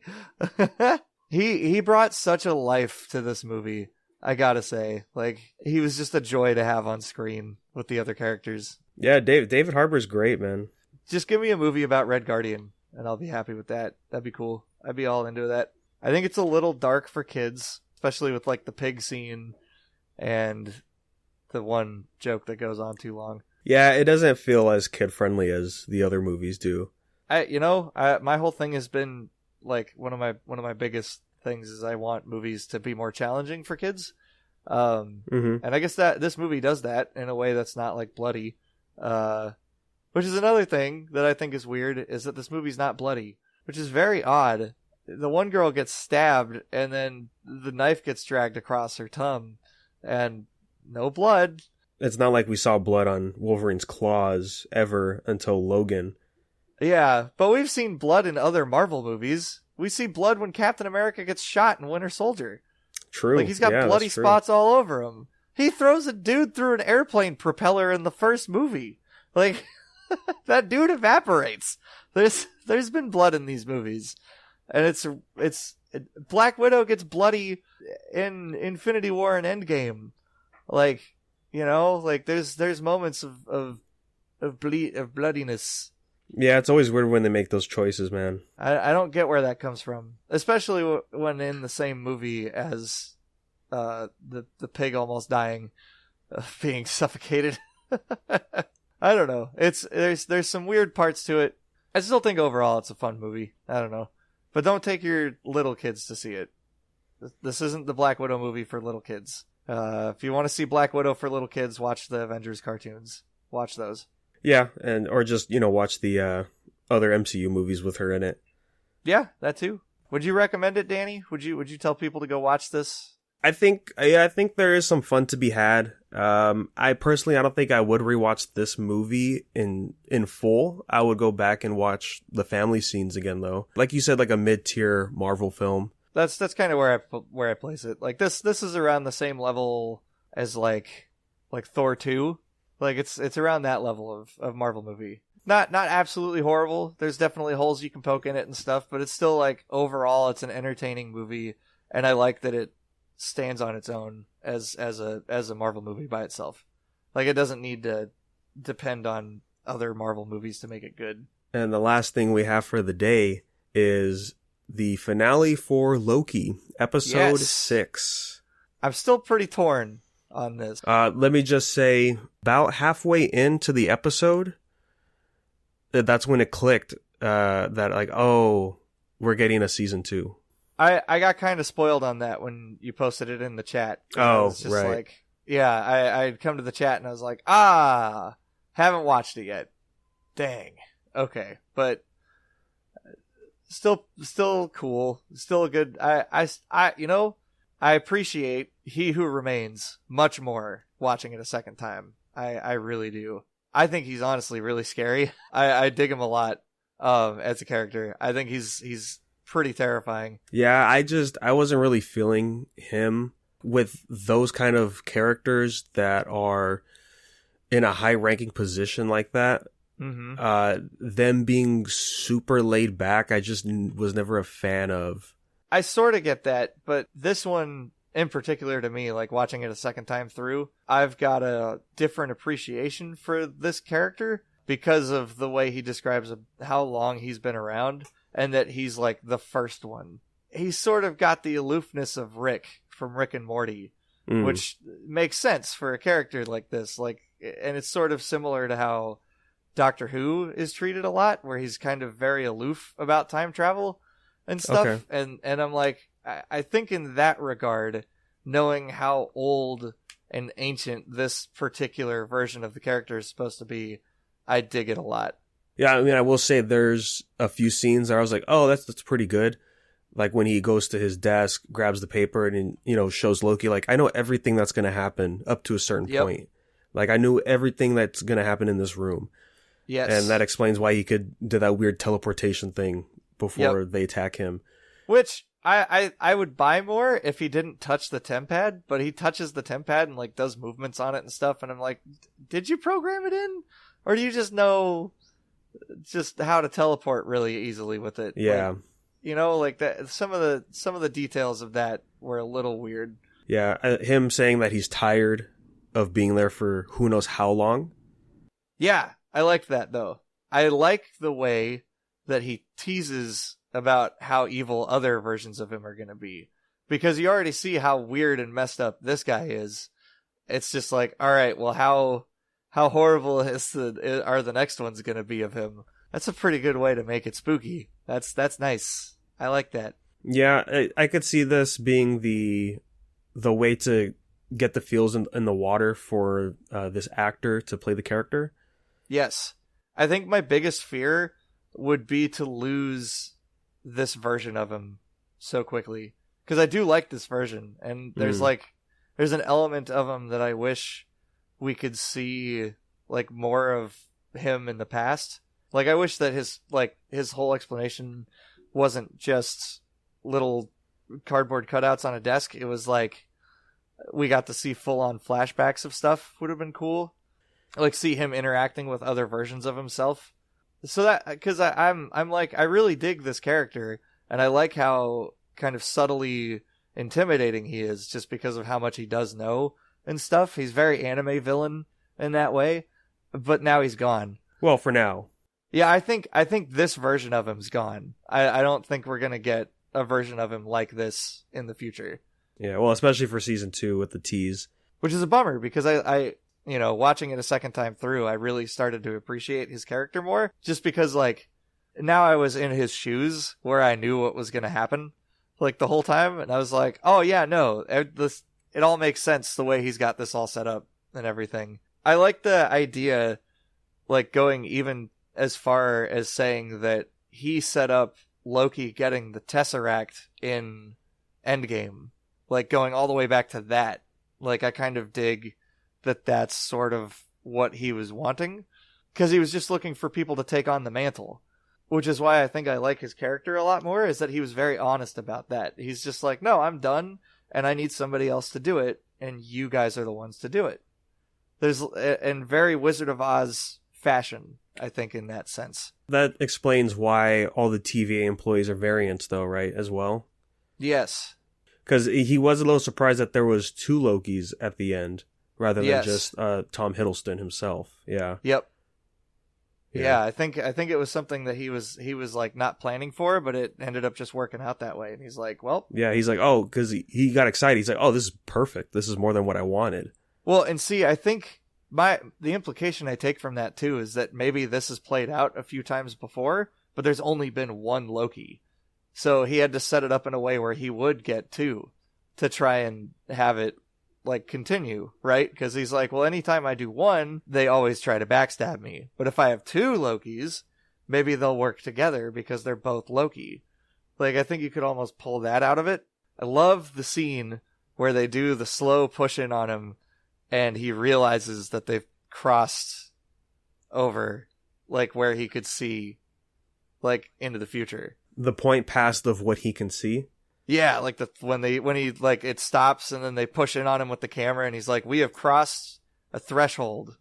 I just like the way he shifts in his demeanor and stuff right there is amazing. Like, I thought that was a great part. I thought his acting right there was excellent. Yeah, that was one of the scenes I felt off with his character, just because he's just like, well, yeah, now I don't know what's gonna happen. This is weird. To me, the delivery just felt a little weird, but I think again that's just the way those type of characters are. I would watch it a second time because I think it plays a lot better on a second watch with it. Okay. Yeah. I had a lot of the similar thoughts on the first watch through where I was just kind of like, I don't really buy this whole deal. I don't know. I don't really like it as much. But watching it a second time and, like, paying attention more to, like, the soundtrack that was happening and stuff, too. Because anytime he's talking about, like, giving them the reins to, like, take over, the music becomes more hopeful and triumphant over, like, being kind of scary. That's an interesting way to take it. Because they're kind of implying that, yeah, no, if you do this, you save everything. But instead, Sylvie ends up becoming the villain anyway, which is, I still was hoping that she wasn't Loki, but once he said that, 2 Lokis, like, oh, okay, we're still doing this. We're doing it. Yep. Yeah. It sort of makes sense that she would still kill, because the whole time she's only been about revenge. She doesn't really care about anything else. She just wants an answer as to why her life has been ruined, and she wants to just kill the person that was responsible. Yep. Versus where Loki, he's trying to be a better person, try to get to the point where he was before he would have died by Thanos' hands. Yes. And so it makes sense to why he would just say, wait, well, hold on. No, we really have to think about this. Yeah, like, we got to think about the consequences of actions here. Like, we've already seen how that works out in every other timeline. We need to know what's going to happen. So hold on. Yeah, I like that. I like that split between them. And, like, once they got to that point in the conversation, when she started going after him, I'm like, nothing's going to stop her, not even a smooch. Like, she's going to do it.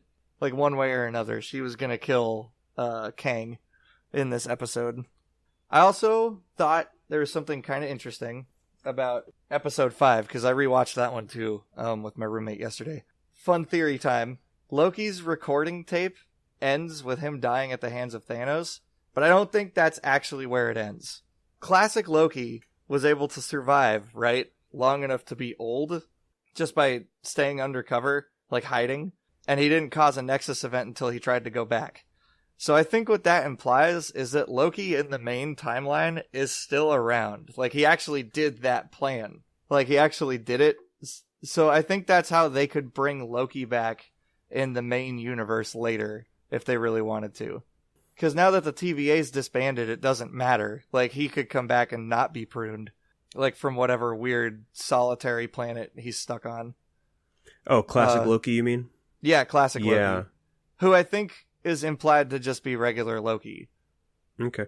Yeah, some of that stuff with the pruning did get a little confusing with the end of the episode, or with the end of the series. Oh, yeah, with Sylvie, as she's sort of arguing with Loki, she mentions that she's like thousands of years older than him or whatever. Oh yeah, that line made no sense to me. Like, I got pruned long before you even existed. I was like, what are you talking about? What? That doesn't make any sense. It's weird. I think the whole multiverse thing also, like the way they handled it was a little confusing as well, because it's like they're at the end of time and we're seeing the branching timelines, and visually it looks like that's the future, but really that's just throughout all of time. But why would Sylvie be older than Loki if they're supposed to be the same person, right? So that means they're born around the same time. Yeah, that didn't make sense to me. All the stuff that gets pruned that would diverge into a different timeline, like that's all still the base timeline we're in. And I always was confused about that, because that implies like, well, yeah, so they wiped Sylvie, but then Tom Hiddleston's Loki's there? Like, all the Lokis are in the same spot at the same time, but... Yeah, well, I think that's, like, the idea of, like, the stacked universes, right? Like, that's what... yeah, I guess that's what so. gets explained from Kang, right? Is that he figures out that the multiverse isn't necessarily, like in multiple areas. They're stacked on top of each other. So each time there's a branch, it's like another thing gets added to the stack. And like what he did was he just condensed the stack down to one line of it. But then visually, when they show the timeline disrupting, that's not what it looks like. So I don't know what they're doing. It's like, that's the thing. Like we're still in one spot of the like, there's no multiverse really. Like, it's just one universe that's being controlled. But I guess there is a multiverse, right? Because the TVA that Loki ends up at the end isn't the same TVA that he left. So that would imply that each reality has its own TVA. No, I think that the reason he showed up in a different TVA is because Kang was killed. And we already saw all the branches leading up to that point. Yeah. So that multiverse is already established. Okay. Stuff like that's confusing, because you know, one thing I was thinking of was Doctor Strange. Yeah. The first movie, and how the Ancient One explains the multiverse. I'm like, so is that real? Like we had a pre-established multiverse, but we're saying like, oh no, it's contained to just one timeline, one universe. See, I think Ancient One is still correct. I think more what I took out of it was that Kang Immortus is the version I think that was in these episodes, because he's like the nicest Kang. Yeah, that's what people are saying. Yeah, I'm pretty sure it's supposed to be Immortus. What I took his whole bit to be about is that he's having the TVA prune timelines because that stops them from connecting to other realities. Like, that stops the multiverse from connecting to itself. So I never thought there was any implication that those timelines stopped existing completely. Like, they still exist, but they're just totally disconnected from the main one, I think is a way you could interpret it. Yeah, it's just a weird thing to try to explain, I guess. Yeah. And then, it doesn't help that news story wise, they didn't have a meeting about the multiverse until the 6th episode of Loki. Oh, really? Did you read that story? Like, Kevin Feige I didn't. Kevin Feige put out a news report that said, last week we had a big meeting about how the multiverse works. And it was like, last week? You had the meeting last week? What? You have 4 movies that are coming out that all have to do with this. And then you made a show. What? How did you not talk about this back with Doctor Strange? How is this not a conversation that you guys already had? That it really doesn't make sense, because If you go to Kevin Smith's podcast, Fat Man Beyond, they had the writer for Falcon and the Winter Soldier on, and he was talking about writing the scene where they go get the loan for the boat. They talked about how do the Avengers get paid, and the way he explained on the show was that became a big deal at Marvel. Like, oh, let's figure this out first before we even finish writing the scene. That's crazy. So to hear Feige saying that, like, that's pretty crazy. I'm trying to look up the article stuff about it. So I'm trying to find it here. Let's see. Put just Feige's name in there too. Let's see. Man, that's a great article title. The MCU is getting so complex, even people at Marvel are getting confused. I had a meeting this morning with the whole board of Marvel Studios going through the multiverse and the rules of the multiverse and exactly how to really deliver on the excitement surrounding the multiverse. Oh, so that's just them trying to go through of what's going to happen moving forward rather than just... So, like, Kevin Feige probably has a plan, but he's just explaining it to, like, the head people at Marvel. That makes sense. Yeah, the other quote here is that, they never needed a whiteboard to keep track of the different storylines in the MCU. What? It really was just all in our collective imaginations at the studio. What? No, you had a book. You had a book. That's no. That's a oh no. That's a bad sign. They had a book. You remember the book, Danny? They had a book. There's a physical book they had. Oh, the one you could buy? No, they talked about it like back in like phase 1 or 2, like that Kevin Feige had a book that he would carry around, and they were like, that's the Bible of the Marvelverse. Like that's it. Oh. Like I remember that being a thing. Like Kevin Feige. So far, this article is just saying, like, yeah, he would just talk to directors and actors about popping up in scenes, but in phase 1. Oh, here we go. Oh, did you find it? Yeah, it was a Wired article back in 2012. Okay. They asked him, how do you coordinate all of this? Is there a Bible that you use? People come in expecting the Bible to be a hell of a lot bigger than it actually is. The not so secret is each individual film is actually more important than the whole of the connected films. And then he starts talking about Loki and then the Thor movies. No, he doesn't explain it. He just says, here we go. He's just talking about how natural it felt to connect the Thor movies, or having Loki be the villain in Avengers from Thor. He's just talking about little bits and pieces. Okay. That connect the phase 1 films. He doesn't really answer if they have a book or not. Okay. I thought it was like another actor or something talking about him walking around on sets and stuff with it. I know at Marvel itself, it's not just Kevin Feige, but there's also 2 other people under him. Okay. They know everything about the MCU. Interesting. Like they lead in charge.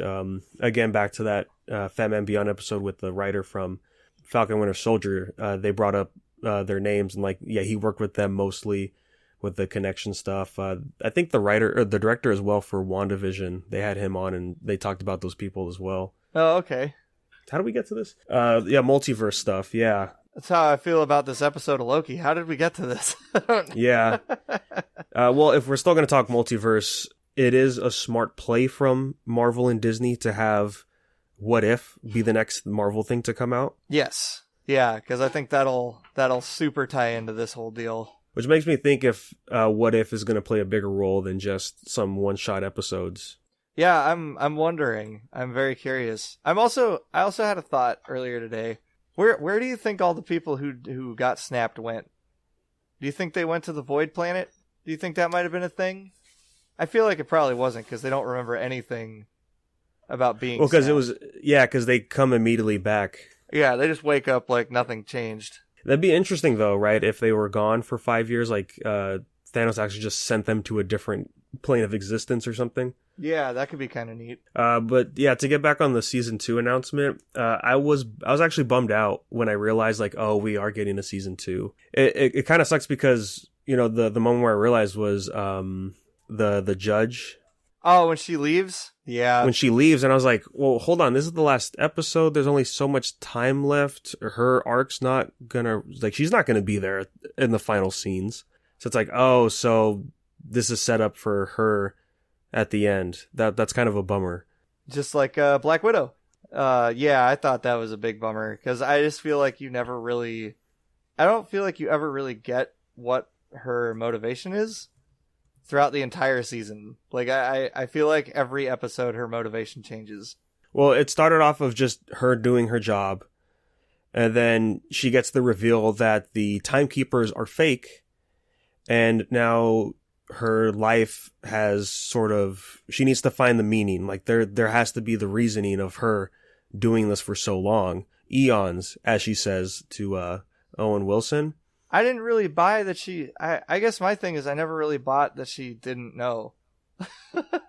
You know what I mean? But she mentioned it in this episode that I think it was this episode right before she leaves that she has to know what it was all for, and that there has to be a reasoning for me to be here in this position. And then Miss Minutes sort of confirms that, where she says, "Oh, he has plans for you." Yep. Which I'm curious to see what those plans could possibly be now that he's dead. I wonder if it was like a failsafe to bring that version of him back.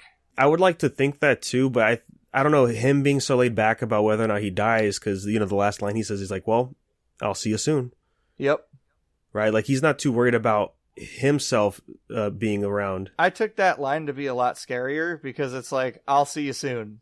Not me. One of me will see you soon. Like, I think that's how I took that line. Oh, like maybe like the evil one. Yeah, to be a lot more menacing. He's just like, well, see you soon. Like, one of me will see you soon. Like, that's how I took that line.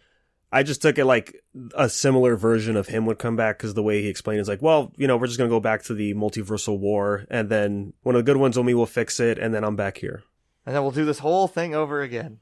I like the opening with Miss Minutes when she showed up. Yeah, because it just gave like this different tone to coming in, and it was a good setup for the rest of the show. Or rest of the episode. I also liked how they kind of got around how much time has elapsed between Loki showing up and stuff back in episode 5. Because I noticed the line of dialogue that Loki says where he's like, "It's been a rough past couple of days, months, year. I don't even know how much time how much time has passed since the Battle of New York." Yeah, that's a good line. Yeah, because it's like, that kind of would make sense because time passes way different in the TVA. And while we haven't seen that much time pass on our end, we don't know how much time has passed for Loki and Owen Wilson and stuff. Yeah, I don't know. That's weird, right? Because, like, when the judge was talking to Owen Wilson, she's like, yeah, we've been doing this for eons. And it's like, eons? Like, exactly. I know Mobius said, like, time flows differently here, but that differently? Yeah, that's crazy. It's really interesting. And all I can hope is that in season 2 they kind of delve more into that stuff. Because that's the stuff I really liked about this show, was the timey-wimey bits. I loved all that stuff about it. I did like the scene with the TVA person that got turned back in episode 4. Oh, B-15? That lady? B-15? Yeah, when she got chased by the other guy, and then they actually went back in time before the judge got pruned. Yeah, and they found her, like, in a different timeline, like being still a normal person, like just a principal at a school. Yeah, I was like, oh, wow, that was cool. I did not expect to see something like that. It was a really good way to have the rest of the TVA find out about it. Yeah, because I thought Owen Wilson was just going to show up, and everyone's like, wait, but you got pruned. And he's like, oh, all of it was a lie. Yeah, that would have been the easy way to do it, but I dug the way they chose to do it instead. And I liked Owen Wilson a lot still in this episode. I'm a little bummed that now Loki's not with that Owen Wilson. For now. Yeah, for now. Yeah, I'm sure they'll find their way back to each other. Yeah, because that's the goal, right, is Loki has to get back to his timeline. So he can ride the jet ski. Yeah, I will say that twist I didn't expect, of him being somewhere else. Yeah, that totally came out of nowhere. But I liked it because it was very well done in terms of like a Doctor Who kind of twist. Mm-hmm. I really liked that a lot. And I don't know if you felt it, because it was just, it doesn't make sense really, but when I saw that scene, I was like, oh, it's like Mark Wahlberg's Planet of the Apes movie at the end with the twist. Totally. Oh, cool, everything's over or everything's normal, and it's like, oh, actually, it's not. That's fair. Oh my God, they stole the ending from Mark Wahlberg's Planet of the Apes. Perfect. Oh my god. I mean, that scene with the Abraham Lincoln statue, And it's a monkey, statue, and he's got like the leg crossed on top. Yeah, that's that great. stays in my mind all the time. Oh yeah. Yeah, I really dug that whole twist at the end. I thought that was really cool. I also really liked how scary they made Kang feel with just the reaction of Loki showing back up and being like, "There's a guy. He's really evil. We gotta get an army together right now. It's gonna be bad." Like, I loved that. Like, just how, like, if Loki's scared, then yeah, this is a big problem type of deal. Like, I really dug that a lot. I guess the only other thing to talk about is, like, again with Sylvie, her being Loki, and then them having that kiss scene. It's just weird. I think I can overall say that I'm still not a fan of Sylvie as a character, just in general. I just don't like her. Yeah. Yeah. She's just got nothing for me, man. There's no personality there for me to latch onto. It's just revenge. That's all she wants. Yeah, it really kind of sucks, right? Looking back on the whole show, her character is just really disappointing. Yeah, it's built up in the first 2 episodes to be one of the best Lokis in the multiverse, and then 3rd episode gets completely dethroned in that sense. Like, doesn't have any smarts to any part of it, and then in the 4th episode is just kind of whatever, and then the 5th episode is the same thing, and then 6th she's just about revenge again. Yeah, I really didn't like the scene of her just immediately jumping like, "Oh, so you want the throne? This whole thing was a con?" Yeah, like, that didn't make any sense. I did enjoy watching Kang in the background though of those shots. Yeah, he's just watching the reactions, like, "Oh my gosh, what's going on?" He was like, and then when they kiss, like, his face is like my favorite thing. Like, it totally deflates the moment, because it, like, as they're panning around Loki and Sylvie, like, you see Kang in the background, and he's just got like his hands on his mouth, like, "Oh my god, like, I didn't know that was gonna happen." I'm like, "Of course you did." Well, no, that's after. That's after the I know, part. But it's just like, it's pretty obvious that it would have happened. Oh, like, yeah. Come on, man. Like, it was a good time. But yeah, man, it's still super weird. Like, why does she have to be a Loki kind of thing? Like, yep. I think they could have gotten away with her ending up just being Enchantress, like, by the end of this. Yeah, I mean, because she still goes by Sylvie anyways, right? Yeah, exactly. The variant aspect of her is that, oh, you're actually supposed to be Loki, but you're actually somebody else. Yeah, like, you're a completely different person. That's why you're a variant. You were meant to be Loki, but something went wrong, and you became this. And, like, that would have been a cool reveal, like, at the end. Like have Kang reveal that to her, type of deal. I think overall, though, this show is far more interesting to me to watch multiple times than the other 2 are. And maybe that's because it's still got another season coming. Like, I feel like I can still, like, try and theorize about stuff. Yeah, I do like the dynamics is with Mobius and Loki. That's still my favorite parts. Yeah, those are definitely the best scenes of the show. Yeah, like, I'll go back and watch that kind of stuff, because that's just, characters being characters. Yep. Yeah, you don't rewatch Falcon Winter Soldier, of course. No, I haven't watched it, period. I don't. And you really just watch the first half, I guess, of WandaVision? Yeah, for, like, you watch it for the cool TV show references, like the TV styles. Yeah, and then, also with Vision, like, trying to figure out what's really going on. Oh, yeah, that's always like, good that stuff's good. Yep. Yeah, I think once the Ralph Boner shows up, I guess, that's when you could check out. Well, I mean, the first episode he's in is good. Like the Halloween episode. Oh, yeah. Okay, yeah, we could stay there. Yeah. Okay, before the Agatha reveal, yes, I guess. Yeah, you could yeah. say. Pre-Agatha There reveal, that show's good. Yeah. Yeah. And I would say that this show is really good pre-Sylvie reveal. I think there are still parts of it that are good after that, but I think for the most part, once they reveal Sylvie, it's just kind of peters out quite a bit. Yeah, because when we dive in episode 3, like we said, like that episode, the whole episode pretty much is a letdown. Yeah, but no, yeah. Overall, I still enjoy the show. Yeah, I'm just bummed out that it's not a 1 season thing. because I kind of like the charm that it has for that, and also what the director has been saying. Like that she's not coming back. She only planned to do this season. Yeah, so I was doing research on that because, that was one of the first things that popped up was like, she is not returning for season 2. And it's like, oh, okay. She was very adamant into making the show. Yeah. She was pushing a lot to meet with Feige and the other people in charge of the MCU to come in. And it was always planned to be 6 episodes for one season. And I guess somewhere along the line, they said, well, let's actually rewrite this stuff to get a season 2 and to help kick off the multiverse. Yeah, I'd imagine that probably happened during COVID when they were rethinking how all the movies and stuff were coming out. Because, like, all the movie releases and stuff were going to be wildly different. Because I know they did start shooting it, and then COVID happened. Yeah. So they had to halt everything. And, this isn't the only show that was affected by that, right? Falcon and Winter Soldier is the biggest one with the whole plot change. Yeah. I guess WandaVision was safe. Well, I feel like the biggest change for WandaVision was not having Doctor Strange show up in the final part. Oh, that's right. Yeah. Yeah. Then that's because of the scheduling. Yeah. Yeah. Yeah, I don't know. It's going to be interesting to see where this all goes going forward. Yeah. Oh, and also, I guess one of the comments the director said was that she has other things that she wants to do. So that's why she doesn't want to come back for season 2. As well as saying, like, well, I only wanted one season anyways. That makes sense. But I guess we'll see where it ends up with a season 2 once that actually drops.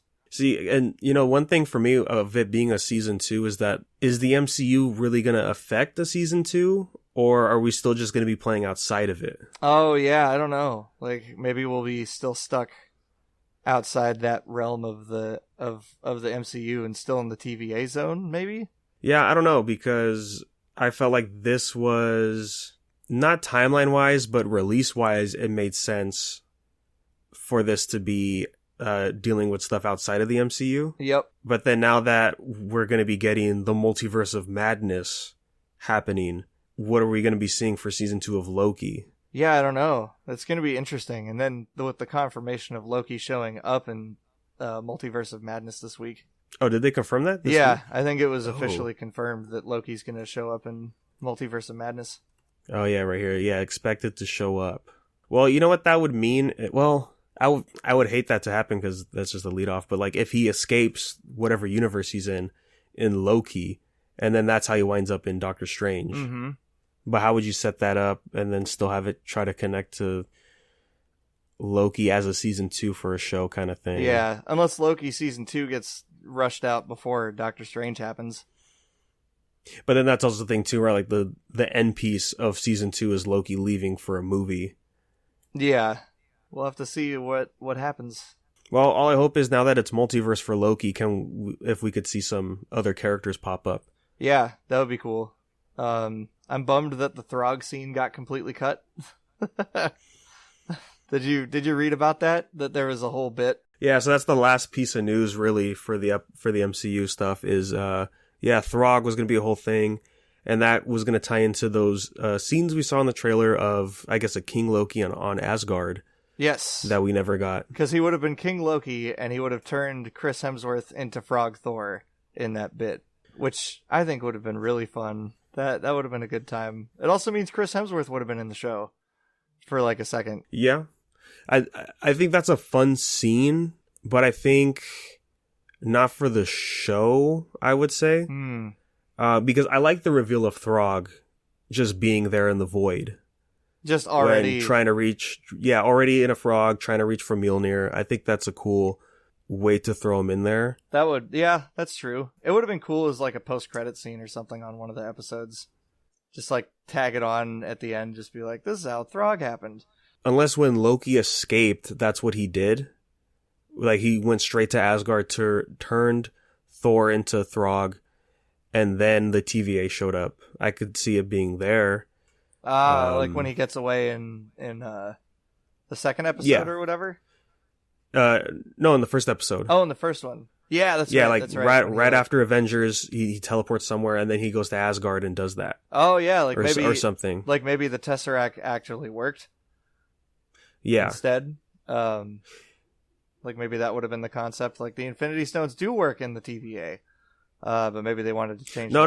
Like when he escapes during Endgame, and he winds up in the desert. That's what you mean. Oh, yeah. Got it. Like right at the beginning. Yeah, that would have been a way better intro for that. That would have been way cooler. Actually, I would have loved that. That could have helped with his frustration too. Yeah, he's like, oh, finally. He's like, I made it. I did it. And then they're like, no, you don't. Yeah, that would have been great. I would have enjoyed that a lot. I think it's better that the show is solely focused on just one Loki, and then we get the one episode with all the other Lokis. Yeah, because that would have just been a variant of Loki, right? Who would have been King Loki? Yeah, I think so. I wonder if they'll ever release those scenes. Yeah, because those are filmed, right? So yep, they're shot. They exist. They're somewhere on a hard drive. Yeah, hopefully Blu-ray release for the show, right? Well, no, they said none of the Disney Plus shows are getting Blu-rays. Oh, really? Yeah, that's already been a thing that got confirmed. That really sucks. Yeah, none of the Disney Plus series are getting Blu-rays at all. And I think they said the same thing for like stuff like Mandalorian as well. Like, there's just no Blu-rays are getting made for any of it. Man, that's just money on the table. Yep. How are they not going to have people have this on their shelves? That's crazy. I don't know, man. It's Disney trying to make people go specifically to their streaming service. I think that's all it's for. That has to be it, because Netflix drops stuff on Blu-ray. Oh yeah. Mainly in the UK, but yeah, I've got the first 2 seasons of Stranger Things on Blu-ray. When I heard about that, I got pretty bummed out. But all right, man. I don't think I have much else to say about the finale. But yeah, I like the show overall. Would recommend it for sure. Yeah, I think this one's got just the right amount of balance of mainline storytelling and then setting up for other stuff. I think it's still a little too. It does that a little too much in its final episode, where it just becomes an advertisement for future things. Yeah, all about the setups. That seems to be the Disney Plus motto now, is do an okay show for the first 5 episodes, and on the last episode, set up for the next thing, which is a bummer. You know where the King Loki bit could have been in, actually? Where at?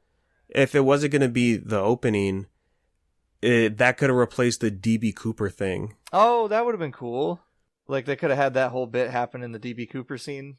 I was also kind of thinking it would be neat if it was at the end when Miss Minutes was telling him about becoming king and killing Thanos and stuff. Like, maybe have it go into Loki's brain. Oh, okay, I could see that too. Yeah.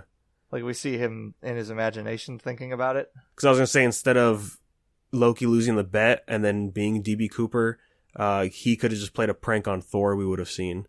And, like, turning him into a frog for, like, a day or something. Oh, that would have been cool. I was thinking the other way they could have done it. It was like a fantasy Loki was having when Miss Minutes described to him how he wins. Yeah, that would have been cool. That's like Suicide Squad. Yeah, like have her like infect his brain or something and be like, this is what it could be like if you let us help you. Yeah, we'll put you back in the timeline and you can win, and then maybe we'll see Sylvie there as well. Yeah. And they're both happy together kind of thing, because I think the deal was both of them on the timeline at the same time, right? Yeah, like that would be cool. Yeah. I'm curious to see what Sylvie's going to be doing. I'm assuming well, I guess she didn't take over his job, right? No, because she kills him. I think the only way they could have taken over the job is if they had spared him and gone back to the TVA. So currently she's just trapped in that spot, but I don't think she's trapped because she's got the tempad doodad. Yeah, she stole it. Right? Yeah. So I wonder what she's going to be doing, because she's going to be coming back, right? I don't think that's a question. I think she's definitely coming back. Like, they didn't kill her off, so she should show back up later. Yeah, I'm just thinking, what's her motivation? I guess she's just the villain for season 2. Maybe. Like the secondary villain, because Kang is the big bad. Like, well, yeah, Loki's gonna have to deal with whatever version of Kang is in that universe he's in. Yeah. For the finale, if I had to guess. Yeah, I mean, I will say there are ideas that I find interesting that could be in season 2. Mm-hmm. For sure. And if they do those, I'll check it out for sure. I don't know. Again, it was just like that thing. I liked that this was a self-contained, like, just one season thing. Yep. Like one final bit with Loki before he either comes back or he's just gone for good, kind of thing. But yeah, other than that, that's all I really have to say for Loki. Yeah, I think that's all I got for Loki as well. It was a good time. It was a fun time. If you haven't watched it yet, check it out. It's got some good twists and turns and stuff. I would watch this one again over either of the other two shows, I think, at this point, mostly for just the Loki and Mobius stuff. Yeah, that's still my favorite parts too. Yeah, I mean, I would like to see Owen Wilson come back. Yeah, I'm hoping this isn't the last time we see him. I'd imagine it's not. Hopefully he makes a return triumphantly on a jet ski in one of the next movies. Yeah, I'm curious if we'll see these TV people show up in the movies. Right, because the big thing with Kang is Ant-Man and the Wasp, Quantumanium. Yeah, that's like the next thing he's going to pop up in. Yeah, so that's pretty cool. So we won't have to wait for too long to see him. And also cool that he voiced the Timekeepers. Yeah, terribly. No skin off of him. I'm sure that's all just because of the voice effects they put on him. But yeah, my goodness, could I not understand a word they were saying? But all right, man. I think with that, it's safe to say we could go ahead and wrap up this episode for Marvel Talk. Yeah, man. So we'll be back hopefully soon. More news or some special episodes that'll be coming out soon. Oh yeah, something fantastic, I think. Yes. I'm looking forward to that. But right on, man, while we wait for that, and I guess, yeah, what if for the next thing on Marvel's end, Jake, where can we find you at? You guys can find me anywhere on the internet at Corruption Cosplay with K's. We're still getting good views for that Shattered Past stuff over on the Power Rangers channel. So please go check it out. Crimson Vision Studios or Nerdbot Studios. I just finished working with them. Helping with some rough cutting of some new projects coming out. So keep an eye out for those on the horizon. Otherwise, I'm just working on cosplay stuff still at home, getting ready for conventions. LA Comic-Con's looking pretty good. It's looking pretty good. So I'm pretty sure I'll be attending that one. Danny, where can we find you? Yes, I think Comic-Con for LA will also be where I'm going next for conventions. I'm excited to go back for sure. Cool. But that's in December. And for now, you could follow me anywhere you go at Negator7. And then over on the other podcast, Unverse Podcast, we talk about a bunch of other stuff over there as well. And then if you want to follow the show for updates, you can go to Instagram at Marvel Talk Cast. And then if you have any questions or comments, what are your guys' thoughts on Black Widow and Loki? We'd love to talk about that. And that's marveltalkpodcast@gmail.com for those submissions. Got a theory about Loki? Tell us your theories. Tell us where it's going to go. Where do you think it's happening? Yeah, I mean, I just saw a theory right here that says maybe Loki is the reason why we got the ending for WandaVision. Oh, you mean like with the kids yelling to the mom across the multiverse? Yeah, that or the just her being the Scarlet Witch, I guess. Okay. But all right, guys, thank you again for listening as always, and we will be back soon. So until next time. Family, together again.